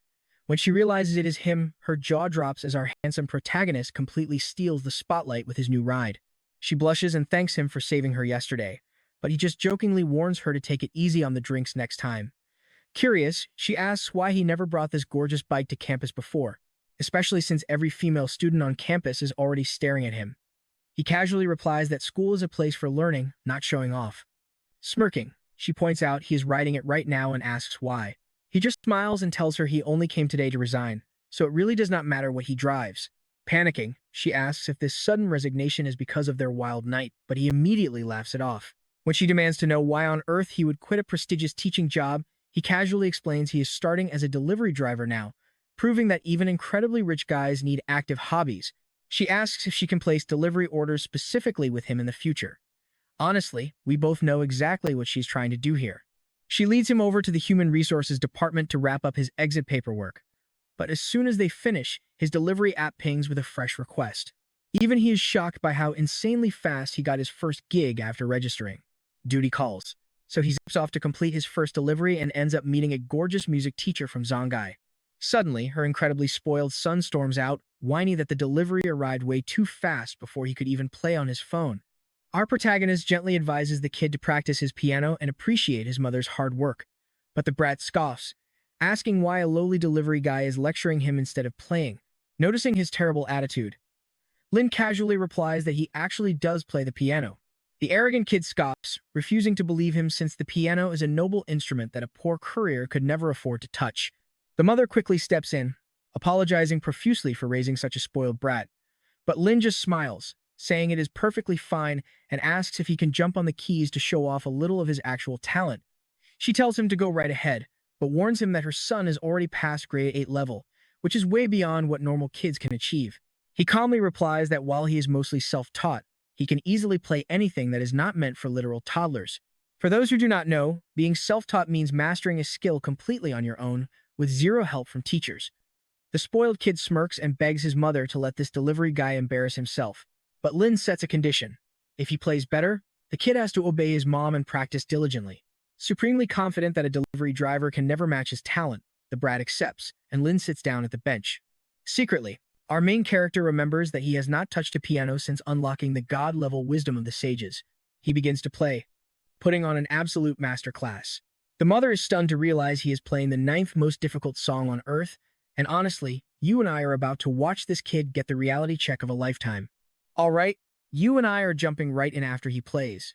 She admits he is a total genius, far surpassing even her own skills. With that settled, our main character asks the arrogant kid if he will finally listen to his mother and go practice. But the kid starts making excuses, claiming Lin is just an actor pretending to be a delivery guy to trick him.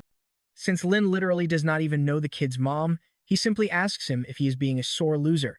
This absolutely infuriates the kid, making him vow to lock in and study, refusing to accept that he just got destroyed by a simple delivery guy. Soon after, the grateful mother thanks him, mentioning that with a legendary level of talent like his, he could easily switch to a much higher-paying job as a professional pianist. But Lin declines, saying he has no plans to switch careers right now before politely taking his leave. Before he can walk out, she asks to add him on social media so she can contact him again in the future, and he happily agrees to it. Right after, he gets a massive system reward for scoring 5 stars on his first order. This reward actually includes Mumbai Beach. With this, he can now easily connect the Kyushu Pavilion and the Ugjan terminal area. Suddenly, his phone rings, and the person on the other end introduces themselves as part of the management team for the beach he just got. They ask when he would like to come over and sign the official paperwork. Since his schedule is completely wide open right now, he decides to head over immediately. Upon arrival, a girl named Tina welcomes him. She is the one who called earlier. After a quick introduction, she hands over the contract paperwork and technical documents for him to review. She tells him to check for any errors. Now pay attention here because we are about to uncover why this public beach is being auctioned off. The girl explains that maintenance costs were just too high, so they had to outsource it. On top of that, the beach's previous owners had a pretty dark history, leaving them with absolutely no choice but to auction the entire place off. Even so, Lin is not getting permanent ownership. He will only own it for 70 years, and after that, the contract must be officially renewed. He asks if he needs to negotiate with the current manager of Mumbai for future operations, and she says yes, sharing their location. Right after, he calls one of his employees to find out what's really going on with Mumbai Beach.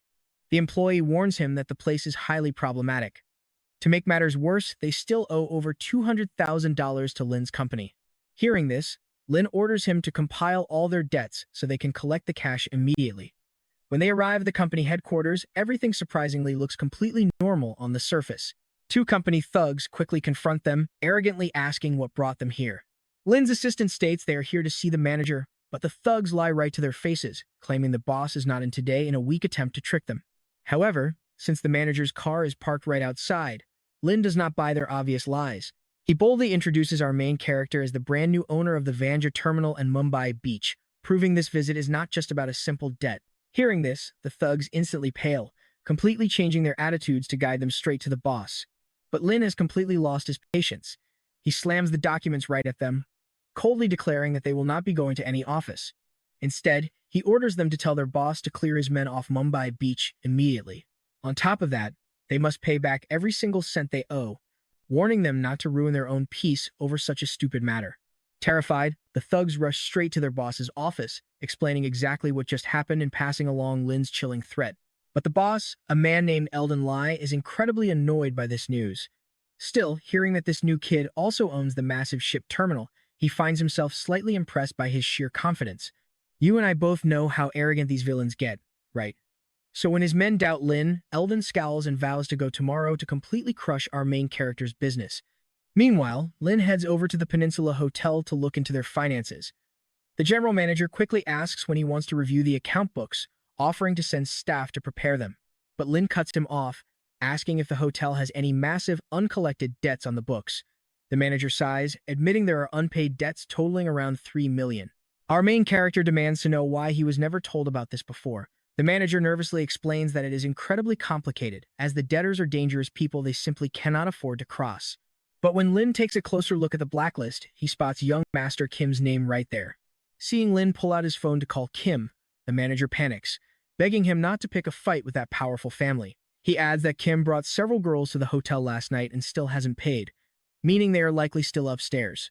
The moment Kim answers the call, Lin instantly demands the unpaid hotel bill of 118,000. Confused, the rich kid asks why Lin even cares about a hotel bill since he doesn't own the place. But Lin smugly reveals that he does indeed own the entire hotel, ordering him to pay up right now. Hearing that our main character is actually in the building, Kim panics and rushes to meet him. Just then, an employee runs in, announcing that a scary man named Eldon Lai is at reception demanding to speak with Lin. And speak of the devil, Eldon struts right in, bringing a mysterious gift and his squad of thugs. Seeing a dangerous crowd gathering in the owner's room, a smart guard alerts the head of security to mobilize all staff on the ground floor and wait for his signal. Eldon tosses a heavy gift onto the desk, calling it a small token of appreciation for their future grand business partnership. But our main character never once said he had any interest in working with a thug like him. The arrogant thug scoffs, saying he came all this way to meet him personally, only to be greeted with such a cold, disrespectful expression. He threatens that if they do not strike a deal today, Lin will never be allowed to do business in this city again. Smiling wickedly, he warns our main character that since his own life is already cheap, they should just play this dangerous game and see who ends up suffering the worst fate. Instantly recognizing the threat, Lin grabs the boss and slams his face into the wooden table, shattering a glass nearby. As the furious henchmen charge forward, Lin unleashes a single devastating kick that knocks one thug completely out, launching him hard against the wall.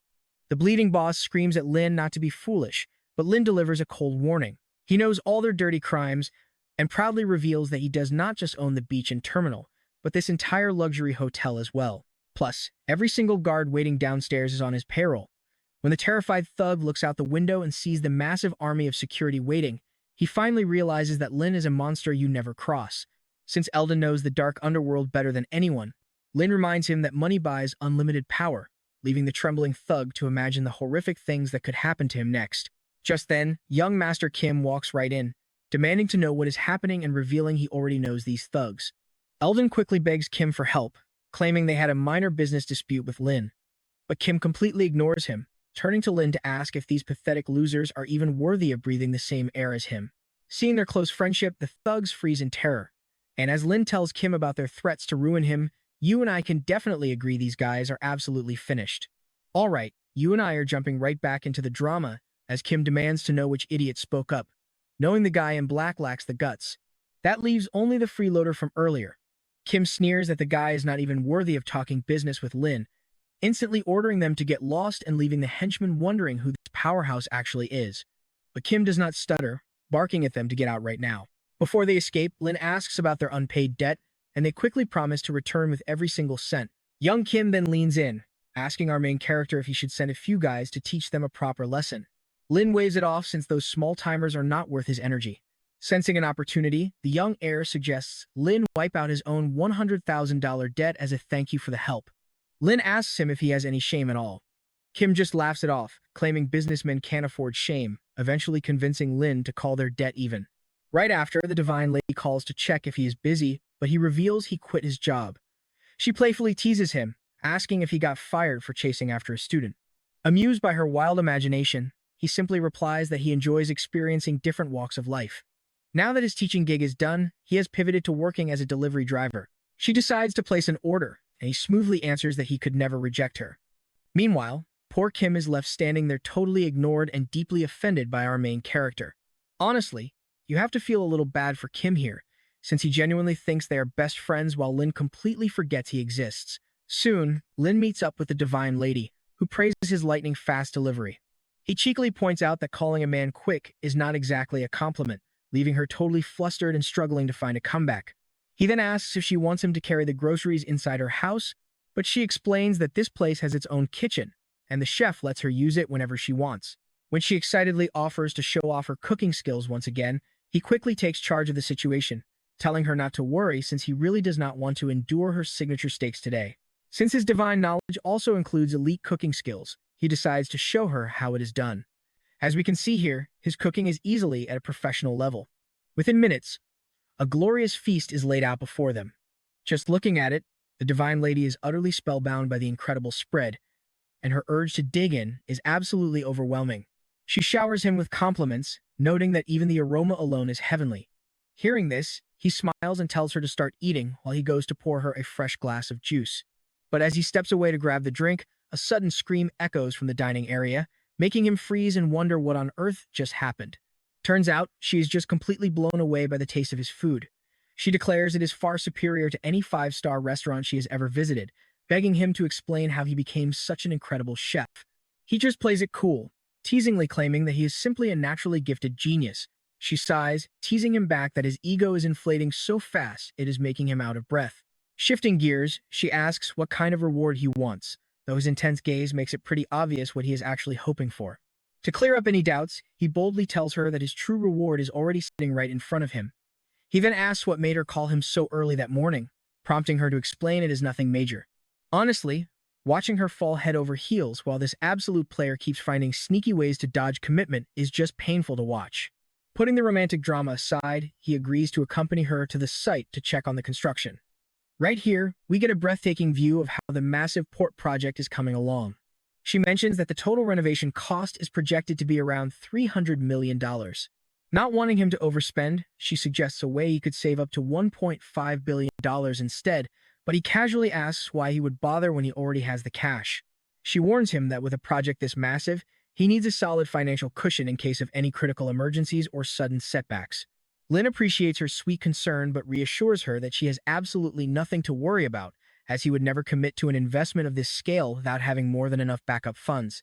With no arguments left, she gives in and agrees to proceed exactly as he wants. Next, she mentions that after reviewing the designs, including Mumbai Beach in the plans would make the whole layout absolutely perfect. Since our main character likes keeping things simple, he casually suggests that they should just buy the entire beach.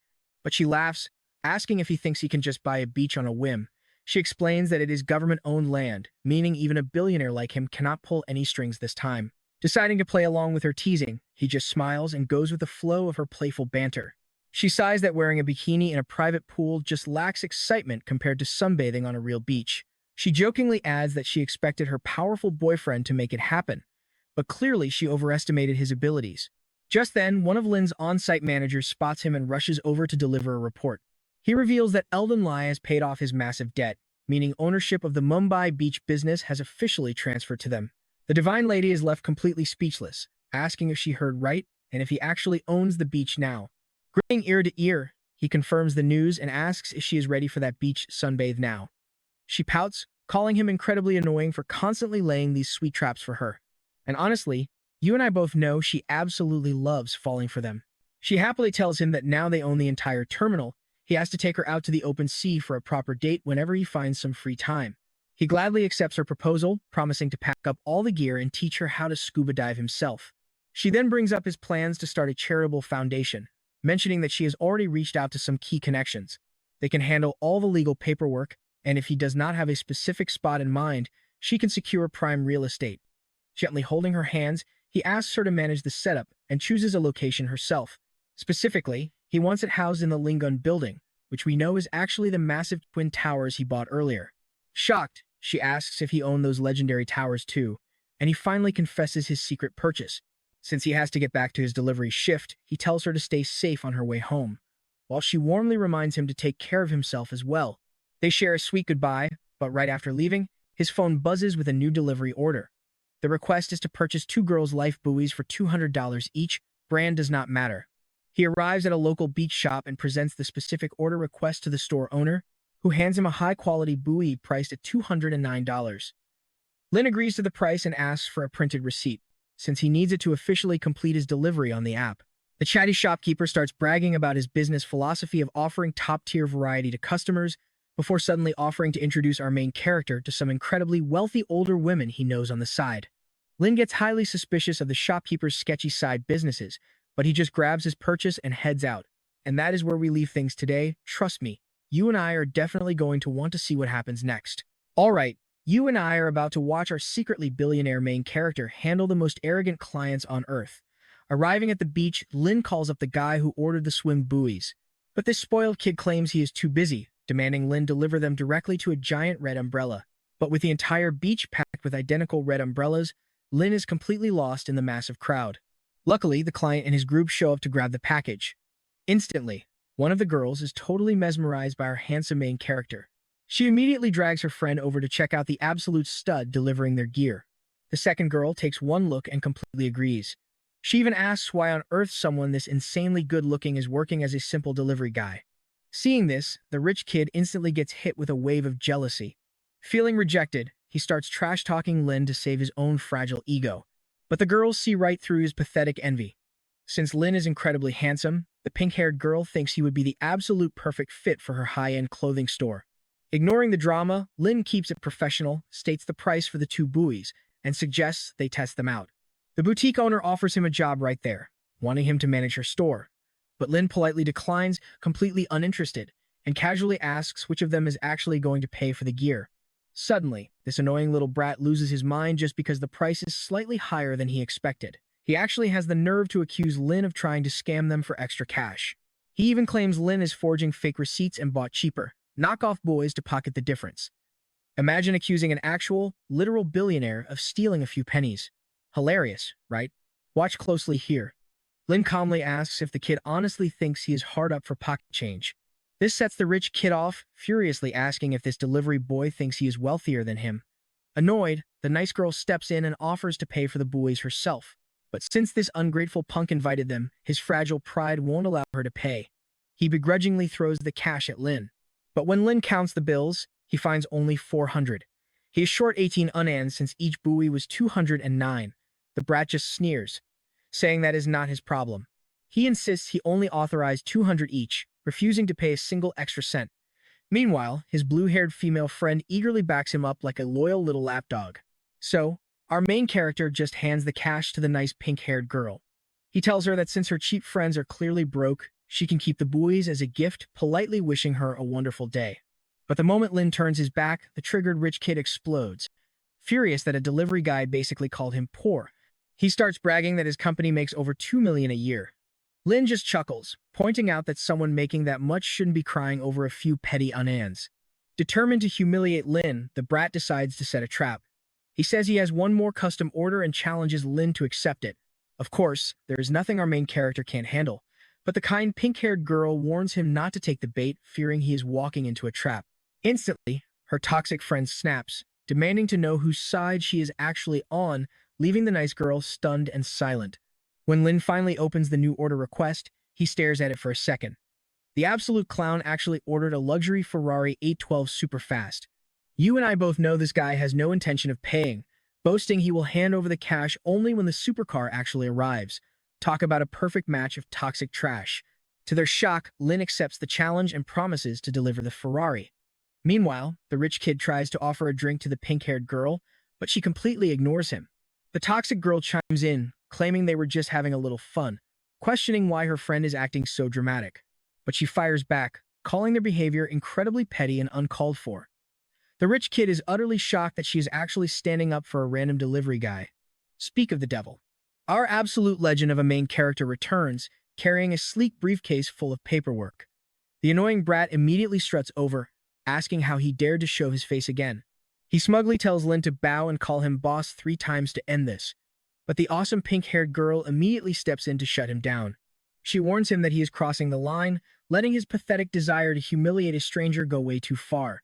But the toxic girl jumps in to defend her rich crush, reminding her friend of how much power and influence his family holds. Still, the good girl refuses to watch someone get bullied. Hearing enough, Lin tosses down the briefcase paperwork and signals a massive transport truck parked nearby. The ramp drops, revealing a brand new, pristine Ferrari 812, exactly as ordered. Lin turns to the stunned kid and asks if a supposedly rich guy like him can actually afford to pay for it. Sweating bullets, the kid stuttering admits he does not have that kind of cash, realizing he completely lost his own bet. So, Lin demands he kneel 3 times to settle the score. Humiliated, the brat accepts the defeat for now, but angrily warns Lin that he is about to call in some serious backup. He sneers, asking Lin if he has ever heard of the local boss named Dom. Lin just plays dumb, completely unfazed. Predictably, the brat makes a call, offering 100,000 to bring over some heavy hitters to deal with our main character. Hanging up, the arrogant punk tells Lin to stay put, boasting that brother Dom is going to arrive in just a few minutes. Terrified, the nice girl begs Lin to run away before those dangerous thugs show up, warning him he can't win against them. But Lin just smiles and says everything is under control. Sure enough, a group of tough guys arrives. The rich kid immediately points toward Lin, begging them to teach this delivery boy a lesson. But wait till you see who these thugs actually are. The kid starts gloating again, smugly saying he can't wait to wipe that confident, arrogant look right off Lin's handsome face. Lin calmly asks if he really thinks these thugs can help him. Meanwhile, the newly arrived gang members freeze in absolute terror upon recognizing Lin. They immediately bow in deep respect, leaving the rich brat completely speechless. Lin sighs, pointing out that it hasn't even been a single day since he warned them, and here they are causing trouble again. He asks if they chose to ignore his warning, making their terrified leader instantly drop to his knees to beg for mercy. Totally confused, the brat tries to speak up, but gets kicked right in the face. The gang leader furiously screams that Lin actually owns this entire beach and the main terminal. Honestly, you and I just watched this idiot throw his life away. The shocked girls are completely speechless at this massive twist. After giving the local trash a piece of their mind, Dom asks Lin how he wants this handled, offering to do absolutely anything. Lin calmly replies that since the guy wanted to kick him out, he just wants the toxic jerk to kneel 3 times and call him boss. Trust me, you and I are absolutely going to enjoy seeing them offer the kids some physical help to do it. Alright, you and I are about to witness some serious instant karma here. This scum deserves to be punished, and it does not take long for the young man to drop to his knees and do exactly what Lin asked. With that, our main character decides to let it slide this time. He even tells these struggling punks that if they ever need food on their plates in the future, they can reach out to his contact for a decent job. Naturally, they thank him from the bottom of their hearts. Soon, that gorgeous girl from earlier steps up, admitting she has no ride home, and asks if he could give her a lift on his bike. He shrugs and agrees to take her along, but asks if she should change out of that skimpy bikini first, since riding like that is a bit much. She insists she is fine because of the scorching heat. Just then, that toxic girl from earlier crashes the party, begging for a lift too because she supposedly does not have her car either. But Lin shuts her down. He tells her his bike only fits one, so if she really needs a lift, she can ride in the truck. Trust me, you'll love her reaction. As soon as the gorgeous girl hops onto the back, Lin feels an overwhelming, soft pressure pressing against his back, pushing him forward, if you know what I mean. Then, out of nowhere, the system guide pops up in a gorgeous bikini herself. She announces he completed 3 orders with perfect ratings, pushing his progress to 40%. His reward? A cool $1 billion plus a brand new quest. Since the payout is huge, Lin generously tips the system guide. But when the massive deposit hits his balance, the passenger accidentally glimpses his phone's screen, showing a staggering 1.5 billion. She is left utterly stunned by his wealth. A short while later, she admits to peeking at his screen, though she misread it as 150 million. She gasps, saying her boutique does not make a fraction of that. So, what do you and I think? Is he a keeper? Alright, you and I are jumping into a story where our main character casually reveals she misread the number. It was actually 1.5 billion. Talk about a divine blessing. Once they arrive at her clothing store, she looks absolutely stunning, and he asks if she actually owns the place. She proudly mentions her fashion design degree from Donghua University, then offers him a quick drink since he still has a busy schedule ahead. Politely declining the drink, he asks if he can grab one of her business cards instead. She laughs and says he can just add her on social media, but he is thinking purely about business. He mentions his company might need uniforms soon, promising to place an order when the time comes. She is thrilled to help him. But right after leaving the shop, Lin gets a sudden phone call from an old classmate who is visiting Zongai in a few days. Since they hadn't met in 6 months, his friend claims he just missed him, which immediately makes Lin suspicious. Out of nowhere, the friend asks if he knows Cisco, a major chip manufacturing rival. His friend reveals that Cisco just solved a major control unit issue, paving the way for a 10 times greater leap in domestic chips, and wants to discuss business right away. Lin cuts him off, saying he cannot talk right now, but tells him to call the moment he lands so they can meet up properly. The moment he hangs up, Lin jumps onto his motorcycle and rushes straight over to his own research institute. He is thinking that since he wrote the core source code just days ago, Cisco shouldn't be ahead of them. Arriving at the lab, the beautiful lead researcher is completely caught off guard by his sudden visit. He tells her he is checking up on their progress, and she proudly reports that the control unit program is finished despite a minor frequency issue. Now pay attention here, because this is where things get tense. Lin meets the senior researcher and reveals that their rival, Cisco, just finished their own control unit program. This shocking news completely stuns both researchers, leaving them absolutely speechless as they process his words. Lin explains that Cisco made this massive breakthrough by hiring a specialist. And who is this expert? It is Lu Shu, the exact guy Lin fired when taking over the institute. They are shocked that their former teammate betrayed them. However, the female researcher tells Lin not to worry, guaranteeing that knowing Lu Shu's skill level, his code is bound to have flaws. But Lin sighs, calling her naive. He points out that the market only cares about who finishes first, then asks if they even registered a patent yet. I know what you are thinking. They are screwed, right? Panicking, she asks if they can register the patent quickly before Cisco publishes it. Lin shakes his head. They have already lost the upper hand. Cisco definitely patented it first, and trying to register now would just make them the laughingstock of the industry. This crushing reality leaves the poor girl totally devastated, fearing her career is completely over. Seeing her distress, the senior researcher steps in and takes all the blame himself.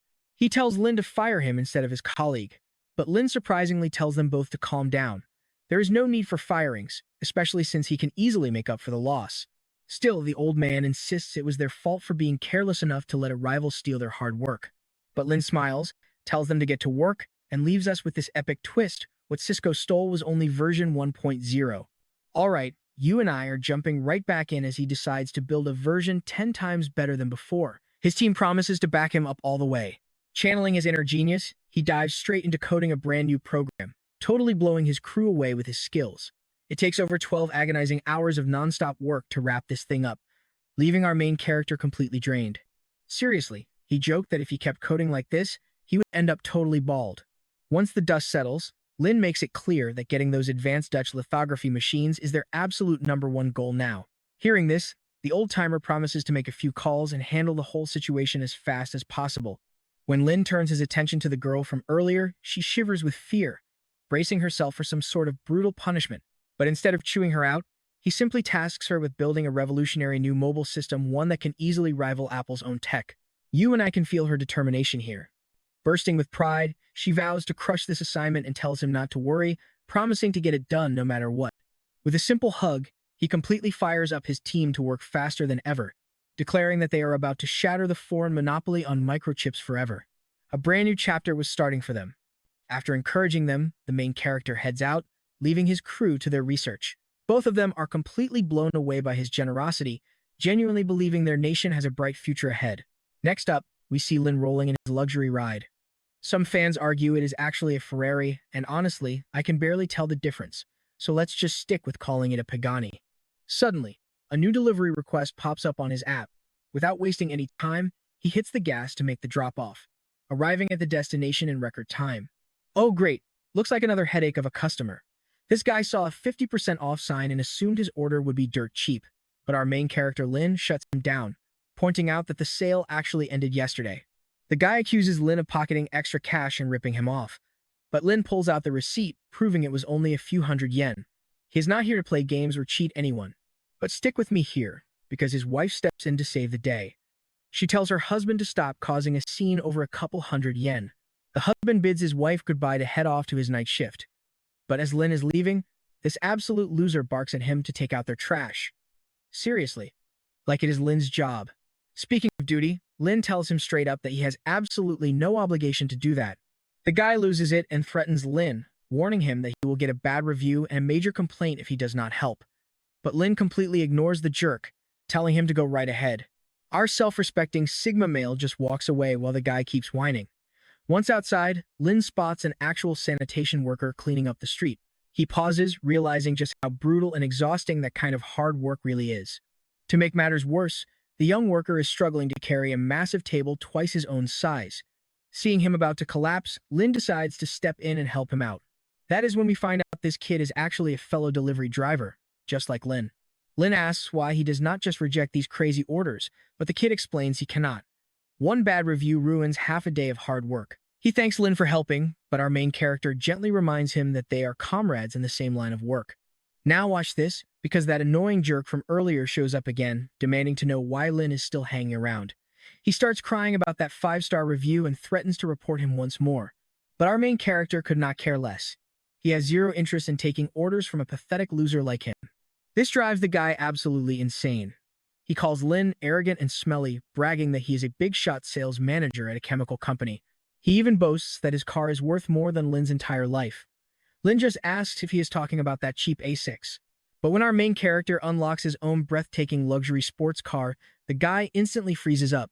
Stunned, he asks why a multimillionaire is working as a simple delivery guy. Lin just shrugs and says he enjoys experiencing what normal life is like.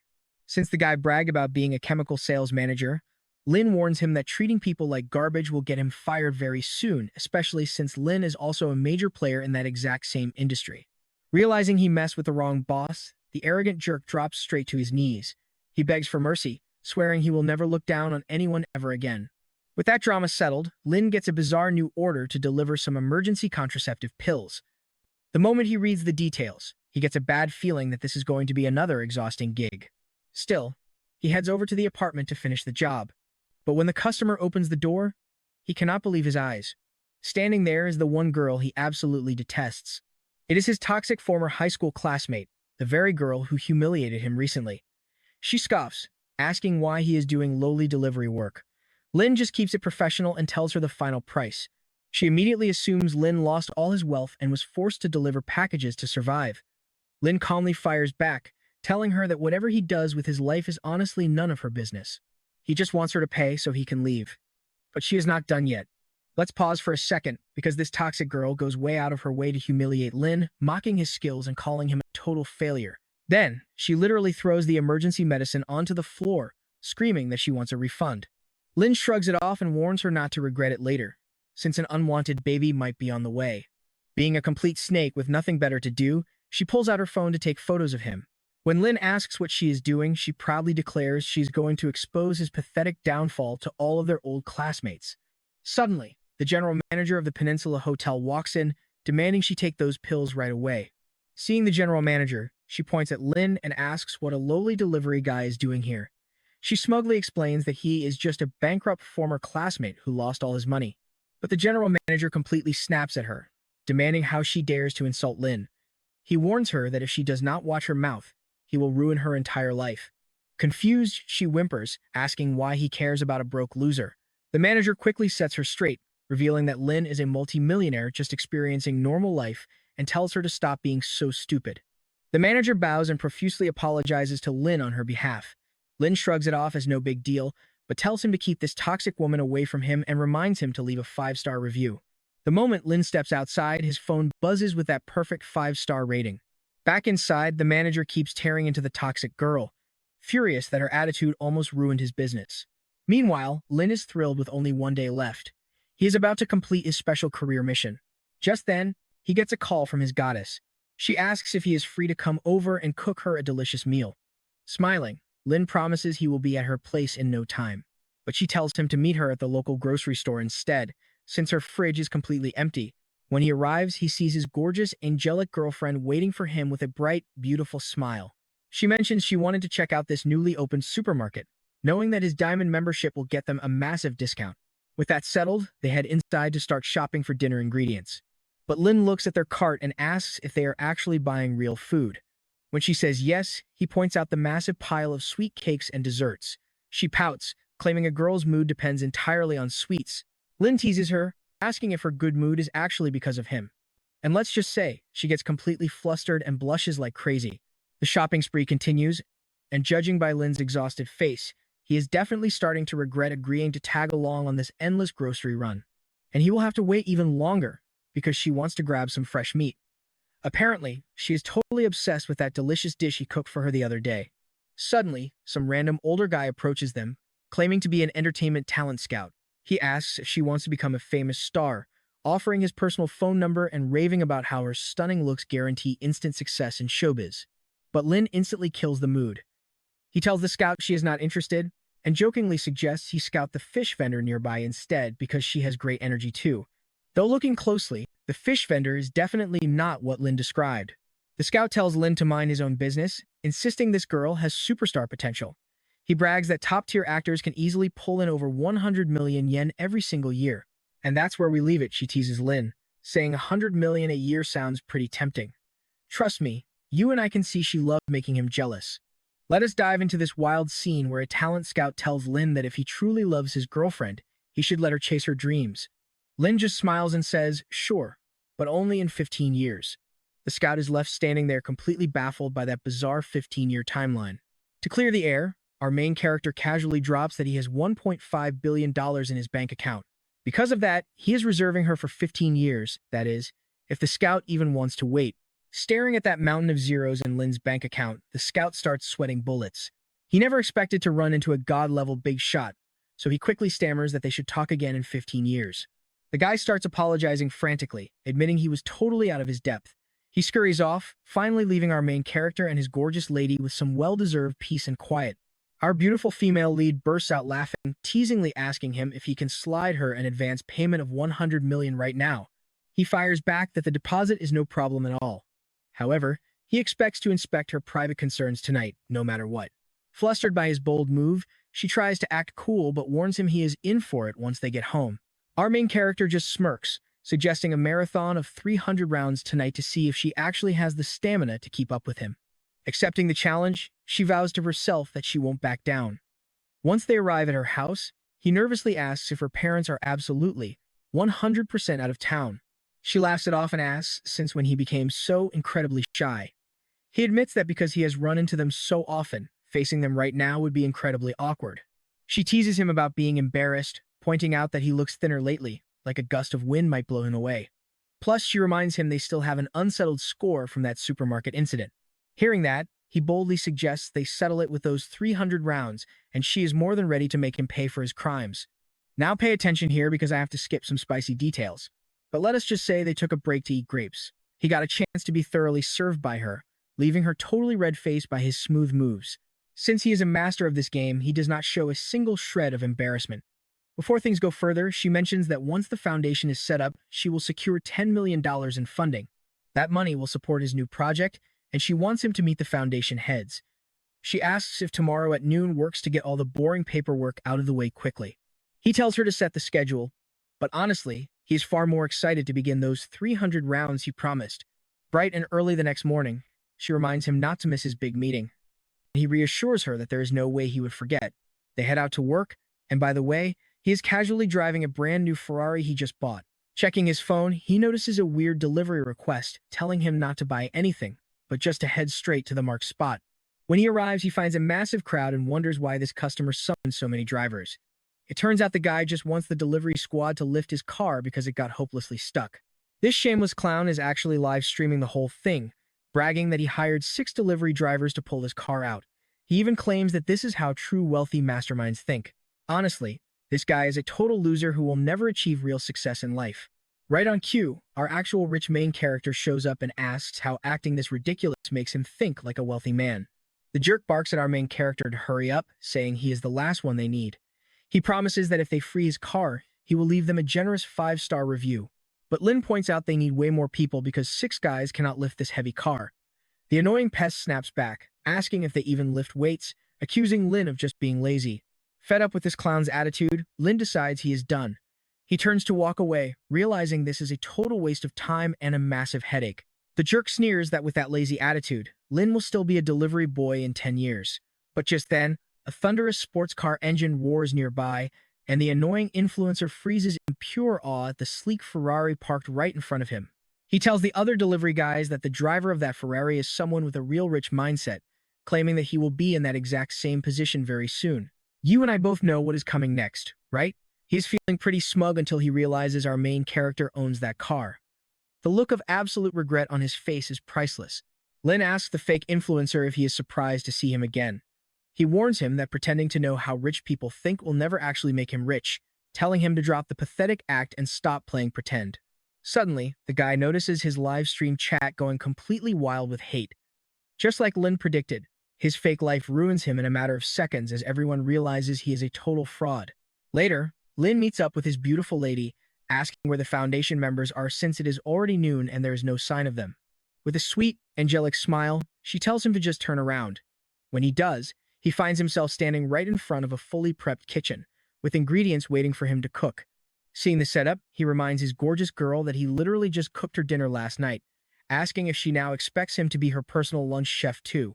She promises him right then and there that once she finally learns how to cook, she will make him meals every single day. With such an adorable offer and her sweet smile, he cannot say no. He quickly whips up a delicious meal, and just as they are about to dig in, a knock sounds at the door, and she tells them to enter.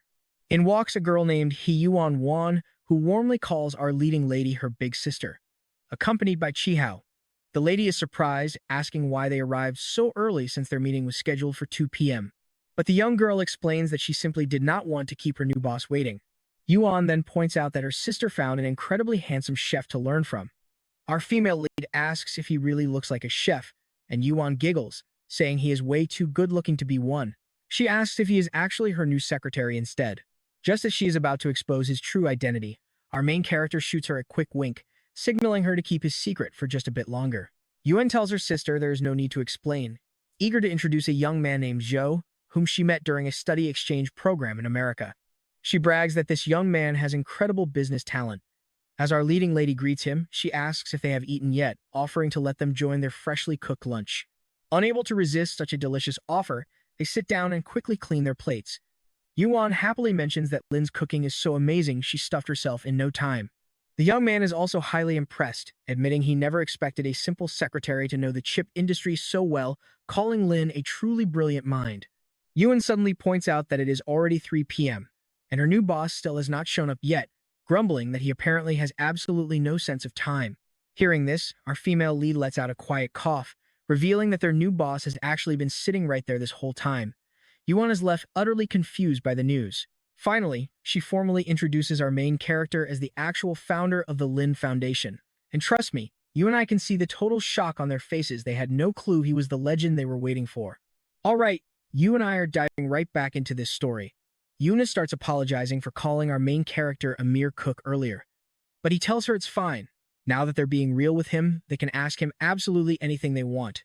Sensing her chance, she immediately asks if his next major business venture will focus on the foundation and what his actual plan is. He casually replies that the foundation isn't his main goal. Instead, he asks if they believe him if he said he wanted to dominate the entire global business scene. A heavy, absolute silence fills the room. It drags on until he smiles and asks if they think he is just joking around. Our goddess chimes in, saying deep ambition deserves respect, her eyes filled with clear admiration. The young man adds that he had some questions of his own prepared for the boss. But after that wild answer, he is completely speechless. Yuan is practically swooning over her new boss. She jokes that even if he is dreaming too big, he is still incredibly handsome, so she's not complaining at all. That cheeky comment and Yuan's smitten face make our goddess feel a tiny bit jealous, prompting her to immediately scold her playful friend. Being a generous guy, he drops a bombshell. Now that they're in, they will each get a salary of $5 million a year, plus stock dividends when the company goes public. Hyped up, Yuan laughs that he's classic for motivating people with pure cash. It definitely makes her want to put in 100% effort. The young man is incredibly grateful for his boss's kindness. Honestly, a salary that high actually leaves him feeling a little embarrassed and overwhelmed by the gesture. For Lin, cash is secondary. What actually matters is true talent. Since they're experienced pros willing to conquer the market by his side, he's definitely going to take good care of them. After raising their glasses to toast this massive new beginning, everyone takes a moment to enjoy some incredibly high-end wine together. With the drinks finished, Lin promises to show them their new headquarters and hand over the reins. Yuan eagerly says she cannot wait to see it. Our goddess teases Yuan, asking if she isn't worried Lin will lock her in a tiny, dark office. But judging by Yuan's mischievous reaction, she'd actually love that. Next, we cut straight to the new building. Yuan asks if he rented an office in the famous twin mansions. When he shakes his head, she wonders if it's one of those premium high-rise buildings right next door. Pay attention here, because he casually drops that he bought the twin towers themselves. Once again, his crew is left absolutely speechless. She immediately tries to work her charm, teasingly asking if he needs a personal secretary instead of a finance director. She jokes that while she doesn't have super long legs, she can definitely rock a short silk dress. This shameless flirting forces our leading lady to step in, dryly asking if she'd really throw away her high-paying finance career for a little seduction. Yuan hugs our goddess, teasingly calling her out for being jealous over Lin. But Lin cuts in, leaving them to work and mentioning there is already $500 million sitting in the company fund. So, the daily operations are completely in their hands now, especially since he has his own busy schedule to worry about. Yuan jokingly asks if his other job is cooking for rich bosses, gesturing to our goddess. But he pulls his beauty clothes and casually replies that he's actually working as a delivery driver right now. Predictably, they look completely dumbfounded. Our goddess tells them to snap out of it, hinting there is much more to Lin than just massive wealth. While Yuan and the young man discuss setting up the new company departments, we see Lin and his goddess getting some quiet time alone. He asks if they should relocate the Sunrisa group here, but she retorts that it depends on his wallet. He boldly fires back, suggesting he should buy out their beautiful president first. She asks if he has a concrete business plan or strategy like real estate, but he simply replies no, claiming he just trusts big numbers. She pushes further, asking if he plans to base his future corporate strategy on cloud computing and big data, and he nods in agreement. She warns that his goal won't be easy. She suggests he start as an investor first, perhaps by launching a dedicated investment firm. He hugs his goddess, telling her she's so smart she has officially stolen his heart. She plays it cool, pretending not to understand. Plus, she reminds him that even though Yuan is working for him, she's still the main group's finance director. So, he should make sure to utilize her talents wisely. Smiling, he tells her not to worry, since he plans to make excellent use of her. To tease her further, he playfully asks if she wants a career change herself, since he's still technically looking for a personal secretary. She totally shuts him down by telling him to keep dreaming, before asking for a ride back since she has mountains of office work waiting. Sometime later at the Jianghai airport, Lin notes that the Bentley purchased by Jiang Qianlong is exceptionally nice. It looks like he has finally wrapped up the system evaluation task. And you and I both know what happens when things seem too quiet. A massive glow erupts from his phone as the system girl reveals his career progress is at 60%, rewarding him with a 5-minute lucky card. When he wonders what a lucky card actually does, she explains it is meant for extreme situations where he desperately needs to flip his luck. Over at the terminal, he notices the flight carrying his old college buddy, Jiang, is about to land. Soon, we see Jiang walking out alongside a rather grumpy-looking girl. Jiang pulls his friend into a massive, excited hug, yelling about how much he missed him. The grumpy girl complains, asking what he's doing in public. But since he hasn't seen his college bro since graduation, he could not care less about onlookers. Right after, he introduces his girlfriend, explaining her family is from Jianghai and she tagged along to visit them. Sensing they're probably hungry, Lin suggests grabbing some good food. But she turns out to be a total spoiled brat, complaining that street stalls are way too unhygienic for her. Her boyfriend looks totally confused, pointing out that they literally lived off street food back in college. Deflecting quickly, she mentions a fancy new restaurant that just opened in Jianghai, asking why Lin doesn't treat them to a meal there. But Jiang thinks going to such an expensive place is totally unnecessary. It turns out Jiang had previously boasted to his girlfriend that Lin was absolutely rolling in cash from his real estate business. She was clearly planning to freeload as much as possible, but Lin casually mentions he left real estate and is now actually working as a delivery driver. He assures them that the fancy restaurant is still within his budget. Jiang is totally stunned, unable to believe the top student from college is a delivery man. He asks Lin to wait a bit so they can head to Yanjin together, promising to help him get back on his feet financially. But his toxic girlfriend completely loses it, snapping that she won't support any freeloaders. And trust me, you and I know this relationship is doomed when she threatens to dump him on the spot. All right, you and I are about to watch one insane face-slapping session unfold. Lin tells them to stop fighting, since he was doing great in Shanghai anyway. But as soon as they reach the parking lot, they run into another guy. And this clueless girl immediately calls him brother, asking what he was doing there. He claims he was just busy taking photos of a Bentley parked inside to show his friends, which delayed him. He thought they had already gone, but ended up meeting them in the parking lot instead. Our protagonist whispers to his friend, saying that while he hates meddling in family drama, those two definitely look like siblings, meaning they are both equally toxic. This toxic brother asks if she bought a car in Yanjin yet, saying their mother wanted them over for dinner. Sun speaks up, explaining a car is totally out of the question. Since his lazy girlfriend refuses to work, his tiny salary barely covers their basic living expenses, making a vehicle impossible. The arrogant jerk immediately starts bragging, claiming he only worked for 2 years to buy his own car. He sneers and asks why Sun cannot do the exact same thing. That obnoxious comment completely humiliates Sun, leaving him totally depressed. To defend his buddy, Lin steps in and coldly points out that her brother does not actually own a car either. But Lin does. And hey, a car is just a ride. If it is such a big deal, he will just gift Sun one. Right then, he clicks his key, and the luxury Bentley lights up, leaving the jerk stunned.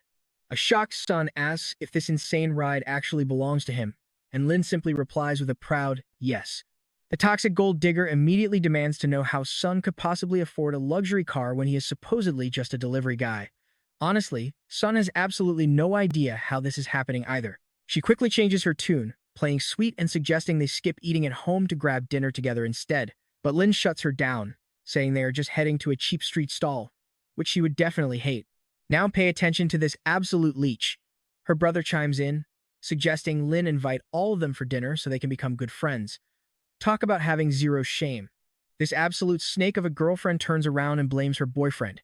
And because the guy is nothing but a total simp, he folds instantly, telling Lin that they should all head out together.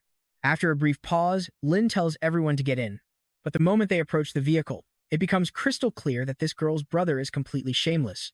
Lin realizes this entire family is just a toxic waste dump. Once inside, the gold digger is blown away by the luxury interior, and her brother brags that normal people could never even dream of sitting in an executive class ride. He actually has the absolute nerve to ask Lin if he can borrow the Bentley next week, even though they literally just met. He claims he needs it for a friend's wedding, but Lin just gives him a terrifying glare, asking who exactly his friends are. That icy look instantly shuts the parasite up. but his sister tells him to rent a car, reminding him Lin promised the Bentley to Sun.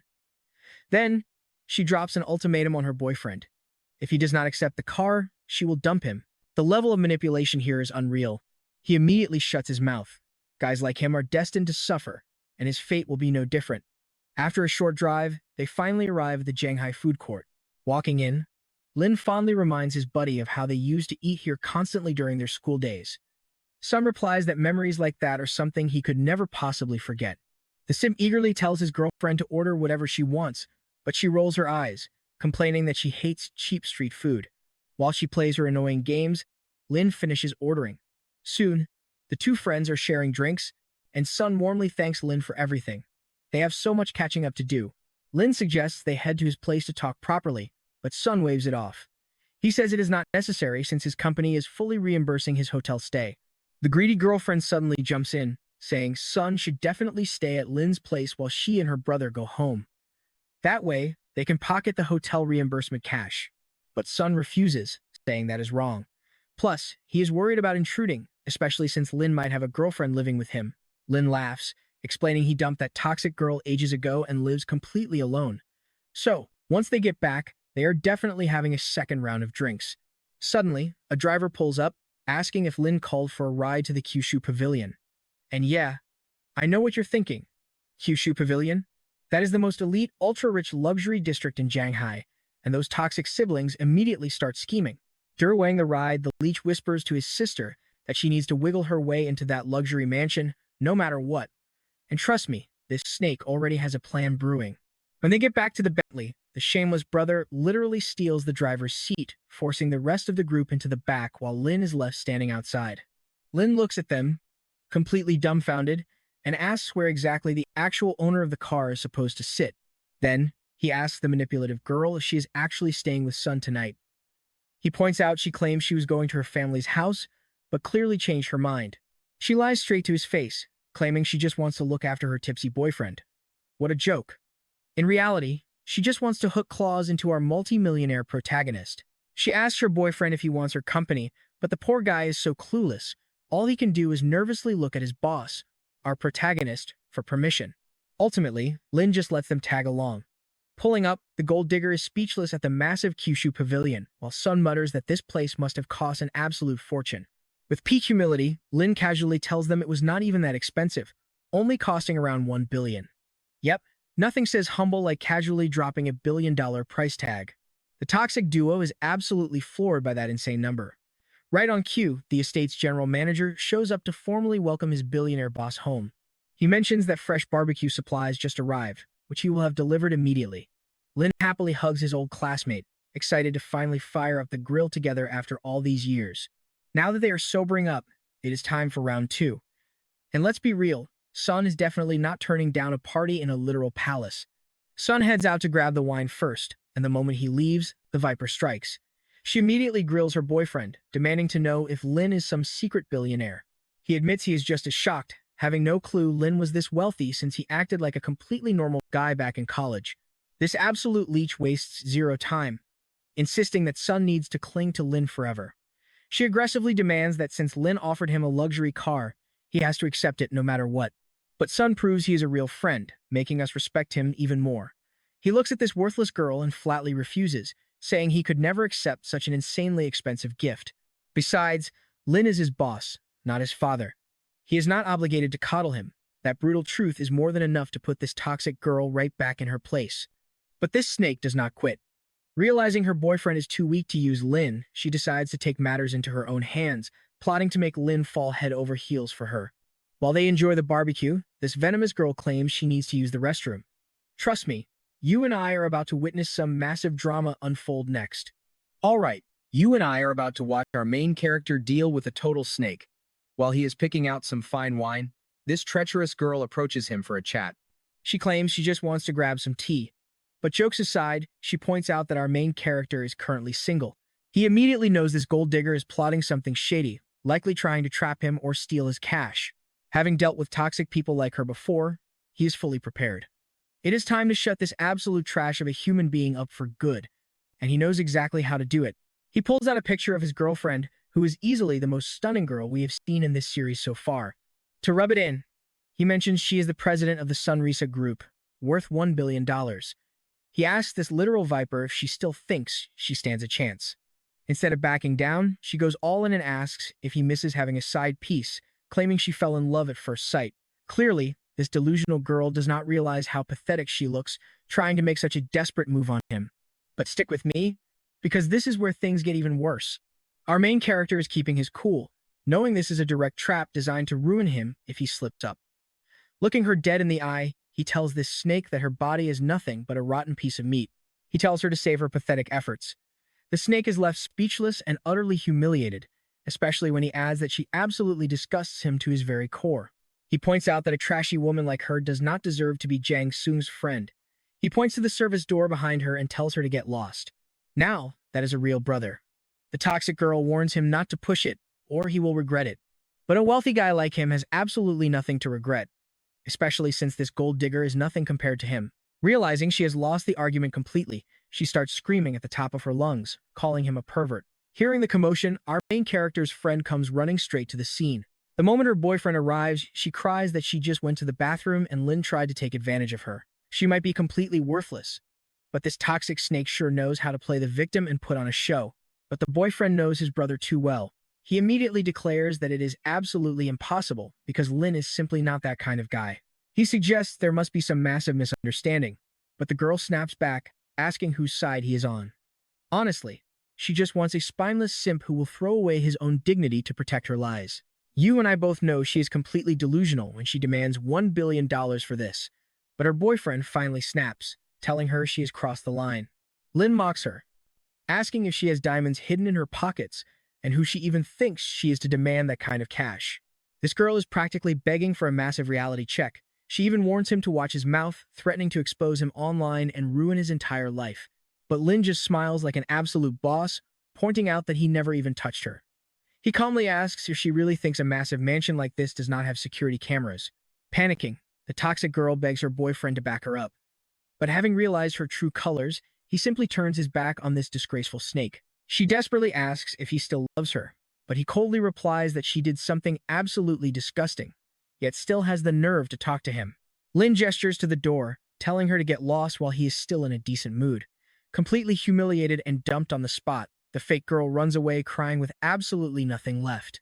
Feeling terrible that his friend got dragged into this mess, the boyfriend asks if he is okay and sincerely apologizes. But our main character tells his heartbroken friend that he has absolutely nothing to apologize for. Instead, he should be thankful. If Lin had not exposed her, he would have never seen her toxic side, and she would have eventually ruined his life and taken everything he owned. Lin is glad his friend sees the truth, mentioning there is something important they need to discuss. Over a delicious plate of barbecue, his friend tells him to go ahead and ask whatever is on his mind. Lin asks if he knows anything about the Cisco company. His friend explains they recently made a massive breakthrough in chip programming, and his boss wants him to lead the new project. When Lin asks who his contact is, he reveals it is a manager named Yang Hong. However, the vice president, Yoon Jin-min, handles the sales. He then asks Lin why he is so curious and if he wants to get into the tech business. Lin plays it cool, saying he was just curious. Then, he tells his buddy that since he needs a ride for work, he should just keep the luxury car. Talk about an incredibly generous friend. Success has not changed him, but gifting a whole car is pretty wild. His friend politely refuses, saying he cannot accept such an expensive gift, but Lin insists and just drops the keys in his hand. He admits he knows Lin wants to help him out, but he still wants to try making it on his own first. And if he fails, he will gladly accept the help. Knowing they will always have each other's backs, they raise their glasses to celebrate. But Lin warns him that nobody is going home sober tonight. It is the perfect way to wrap up their long-awaited reunion after all these years apart. The next morning, his friend leaves a nice breakfast plate on the table with a note saying he had to head to work early, leaving Lin to wake up alone. While eating, Lin receives a sudden delivery order. Oddly enough, the description just asks for help with writing essays, leaving him super confused about what is going on. He calls the customer up, explaining he is just a simple delivery driver. He asks if she is absolutely sure about this, since messing up an academic paper could easily ruin her final graduation grades. She laughs and explains he got it wrong. She actually just needs some fast help typing her handwritten essays into a computer. Since she is in a massive rush, she begs him to get over to her place as fast as possible. Without wasting a single second, he hops into his car and takes off. We cut over to the Maritime Engineering University, where a handsome student holding a massive bouquet of flowers is getting ready to confess his love to a girl.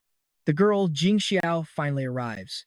He pours his heart out, saying that with graduation right around the corner, he wants her to officially be his girlfriend. He promises her that from this day forward, the passenger seat of his car will belong solely to her and nobody else. He presents a beautiful diamond ring, making her tear up with joy. But just as she is about to say yes, our main character suddenly storms in, ruining the entire romantic moment. He asks them where the main building is. Her attitude instantly flips as she points him toward the gates, leaving you and I wondering what crazy trouble he is heading into next. Alright, you and I are diving straight into some high-tier gold digger karma. Our main character just got some info, thanked the girl, and asked her out. But she instantly hits him with a massive, arrogant rejection. Confused, he mentions she seemed totally interested just a second ago and wonders why she suddenly changed her tune. She scoffs that his ride is too cheap, pointing at our main character's car as her ultimate standard. The irony? She doesn't even own a bicycle, let alone a car, yet she's acting like some high-class judge. Honestly, if I were him, I would shrug off this gold digger and walk away to live my best life. Over in the campus computer lab, a stressed girl named Lei is ready to throw in the towel. Her fingers are completely numb from typing. I swear, that is exactly how my hands feel after scripting these recaps. Her friend says they have no choice but to spend their last cash buying a finished draft. She tells Lei to hang in there just a bit longer, because their delivery guy is already on his way. Now that supportive friend's name is Jiaorong. Speak of the devil, our main character arrives on the scene in no time, calling out for Miss Jiao and introducing himself as the delivery boy. The moment he walks in, she tells him to sit down so they can get started. She figures this whole thing will take around 4 hours, promising to pay him extra for any overtime he pulls. But when he actually reviews her paper, he instantly spots a mountain of massive mistakes. He warns her that submitting this absolute garbage means kissing graduation goodbye. She is totally shocked, protesting that a top-tier physics classmate sold it to her. Smelling a scam, he realizes her classmate ripped her off big time. He patiently points out the errors, breaking down the complex science and asking if she finally sees the issue. Panicking, she asks what they can possibly do now. He calmly smiles and tells her he has a completely new concept to fix the paper. He suggests using Maxwell's demon to crack the second law, which sounds like total gibberish to me. Yeah, quantum physics is definitely not my thing. Luckily, the girls are just as clueless as I am. Realizing they have no idea what he is talking about, he grabs a pen to sketch it out. See, now pay attention to this part. While the blondie tries to process his words, her friend is starting to realize our delivery guy is actually a certified genius in thermodynamics. Stunned and totally lost, she begs him to slow down. But he has already repeated himself 3 times and she is still clueless. Left with no other choice, he decides to just rewrite the damn thing himself. He starts drafting a fresh copy from scratch, leaving Jiarong wondering if she is looking at an actual elite prodigy in disguise. 2 hours later, the paper is flawless. He hands it over, confident the professor will love it. But of course, because this is a manhwa, a toxic hater immediately shows up to ruin the mood. The arrogant rival struts in, loudly mocking the work as complete trash. Lei snaps back, asking if he has a loose screw and why he is here instead of keeping his appointment. The hater sneers, saying it is pathetic she let a mere delivery boy write her thesis, warning her the professor will absolutely humiliate her for this. Now Jiarong gets anxious too, pointing out that he is indeed just a delivery guy. To play it safe, she thinks they cannot trust a stranger blindly. Our main character calmly suggests letting the professor look it over first, especially since they are on an extremely tight deadline.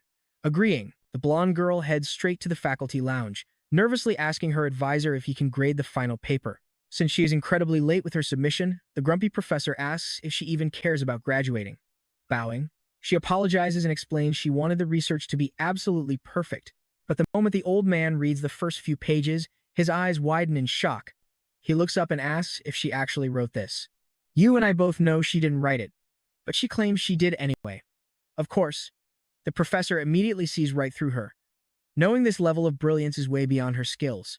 Now the blonde girl is panicking, nervously asking her advisor what he means by that. Seeing his chance to ruin her, the toxic classmate jumps in to reveal that a random delivery guy wrote the entire paper. The hater smugly assumes the professor is disgusted by the paper and cannot wait to see our main character get banned. Meanwhile, the professor demands to know who this mystery writer is. He sneers that the guy is just some uneducated delivery driver who is not even a student here. The liar claims our hero is just a scammer out to make quick cash by deceiving students. Hearing this, the professor slams his desk, terrifying the blonde girl so much she starts stammering out apologies. But to everyone's absolute shock, the professor is actually mind-blown by the essay, declaring the work to be pure genius. Talk about a massive reality check for the hater. The entire room is frozen in utter disbelief. The old man explains that barely any professors in the entire department could produce research this brilliant. A female colleague overhears and asks if the paper is truly that high level. He nods eagerly, tossing it over and telling her to read it herself. As the entire faculty crowds around our main character's masterwork in absolute awe, the jealous classmate stands on the sidelines, looking completely paralyzed with humiliation. And for the ultimate face slap, the professor notes this paper is worthy of a major scientific journal. He outright calls our hero a prodigy, but being the humble guy that he is, he just smiles politely and thanks them for the high praise. He casually brushes it off as a basic essay, which makes the jealous classmate look like he just swallowed a lemon. He hates seeing our hero win. With that, he hands them his business card for future reference. The professor eagerly says he hopes they can chat and exchange academic ideas again soon. Since his job is done, he gets ready to leave. The blonde girl quickly speaks up, asking if she can contact him whenever she gets stuck on physics. He says he'll help out whenever he has some free time, bid them farewell, and leaves. The salty classmate demands to know why she is chasing a mere delivery guy. But she instantly shuts him down, calling him out for being incredibly jealous of someone smarter and way more handsome. And that's where we leave things, because our hero just got a frantic call about a massive crisis. Stay tuned.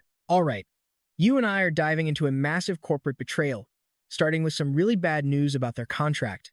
That morning, the lithography company's head claimed their research institute had major international credit issues, which is why he rejected their deal. Hearing this, our main character was completely baffled by what was actually going on.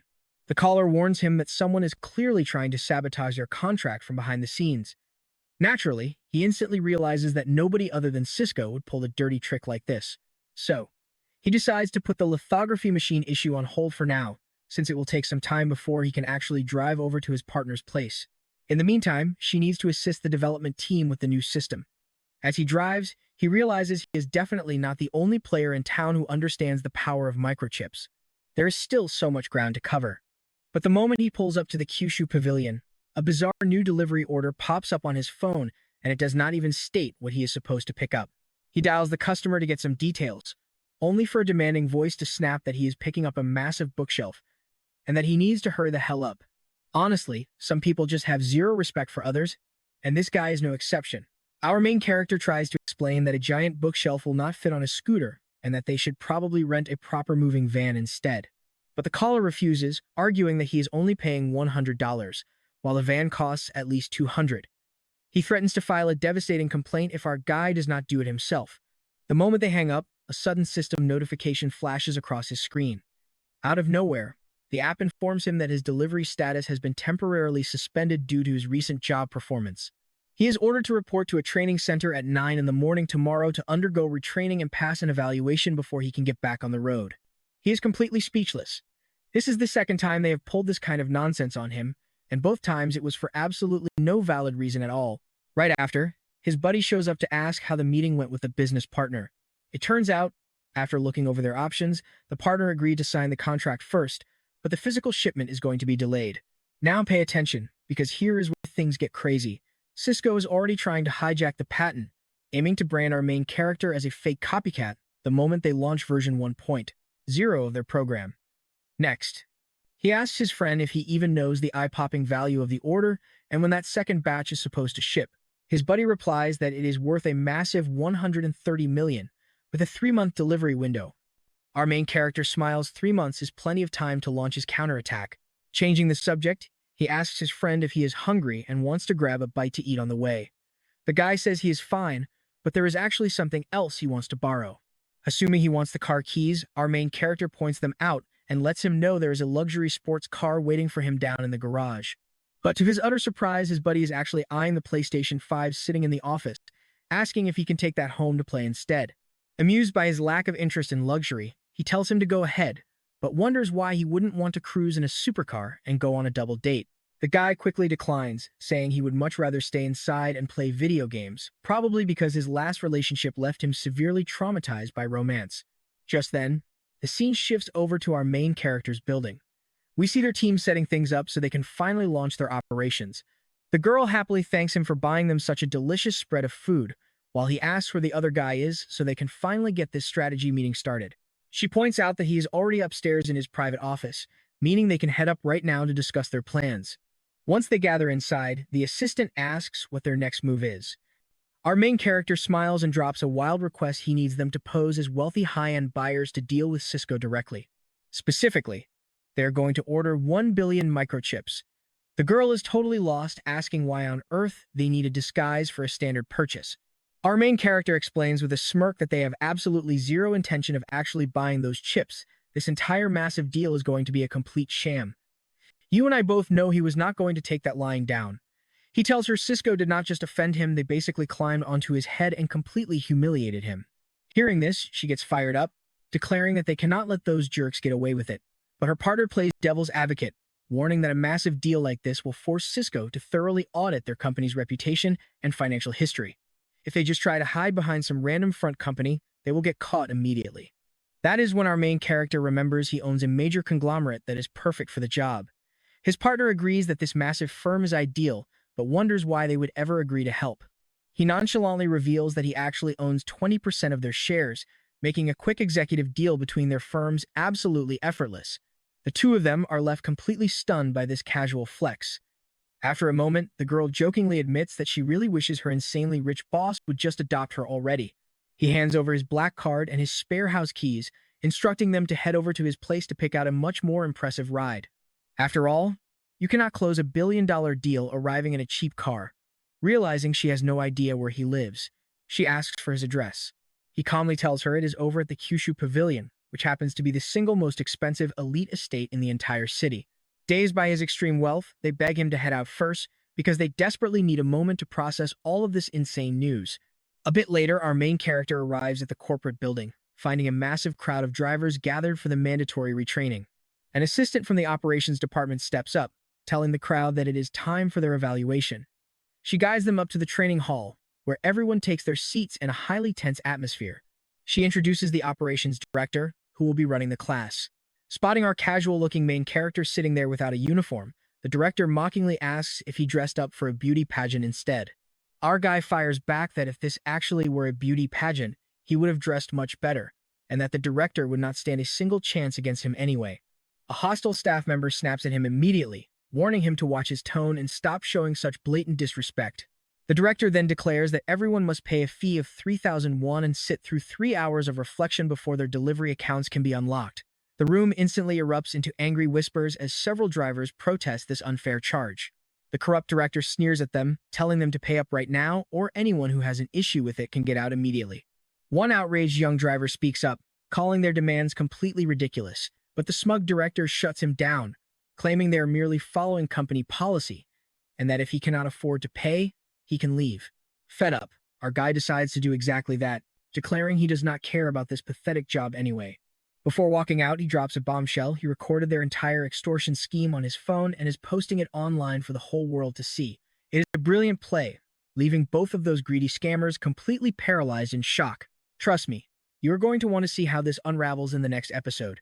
And that is exactly where we are going to pause our story for today. So, what did you think of this crazy ride? Drop your thoughts in the comments below and rate it from 0 to 10. To be honest, I am still debating what score to give this one myself.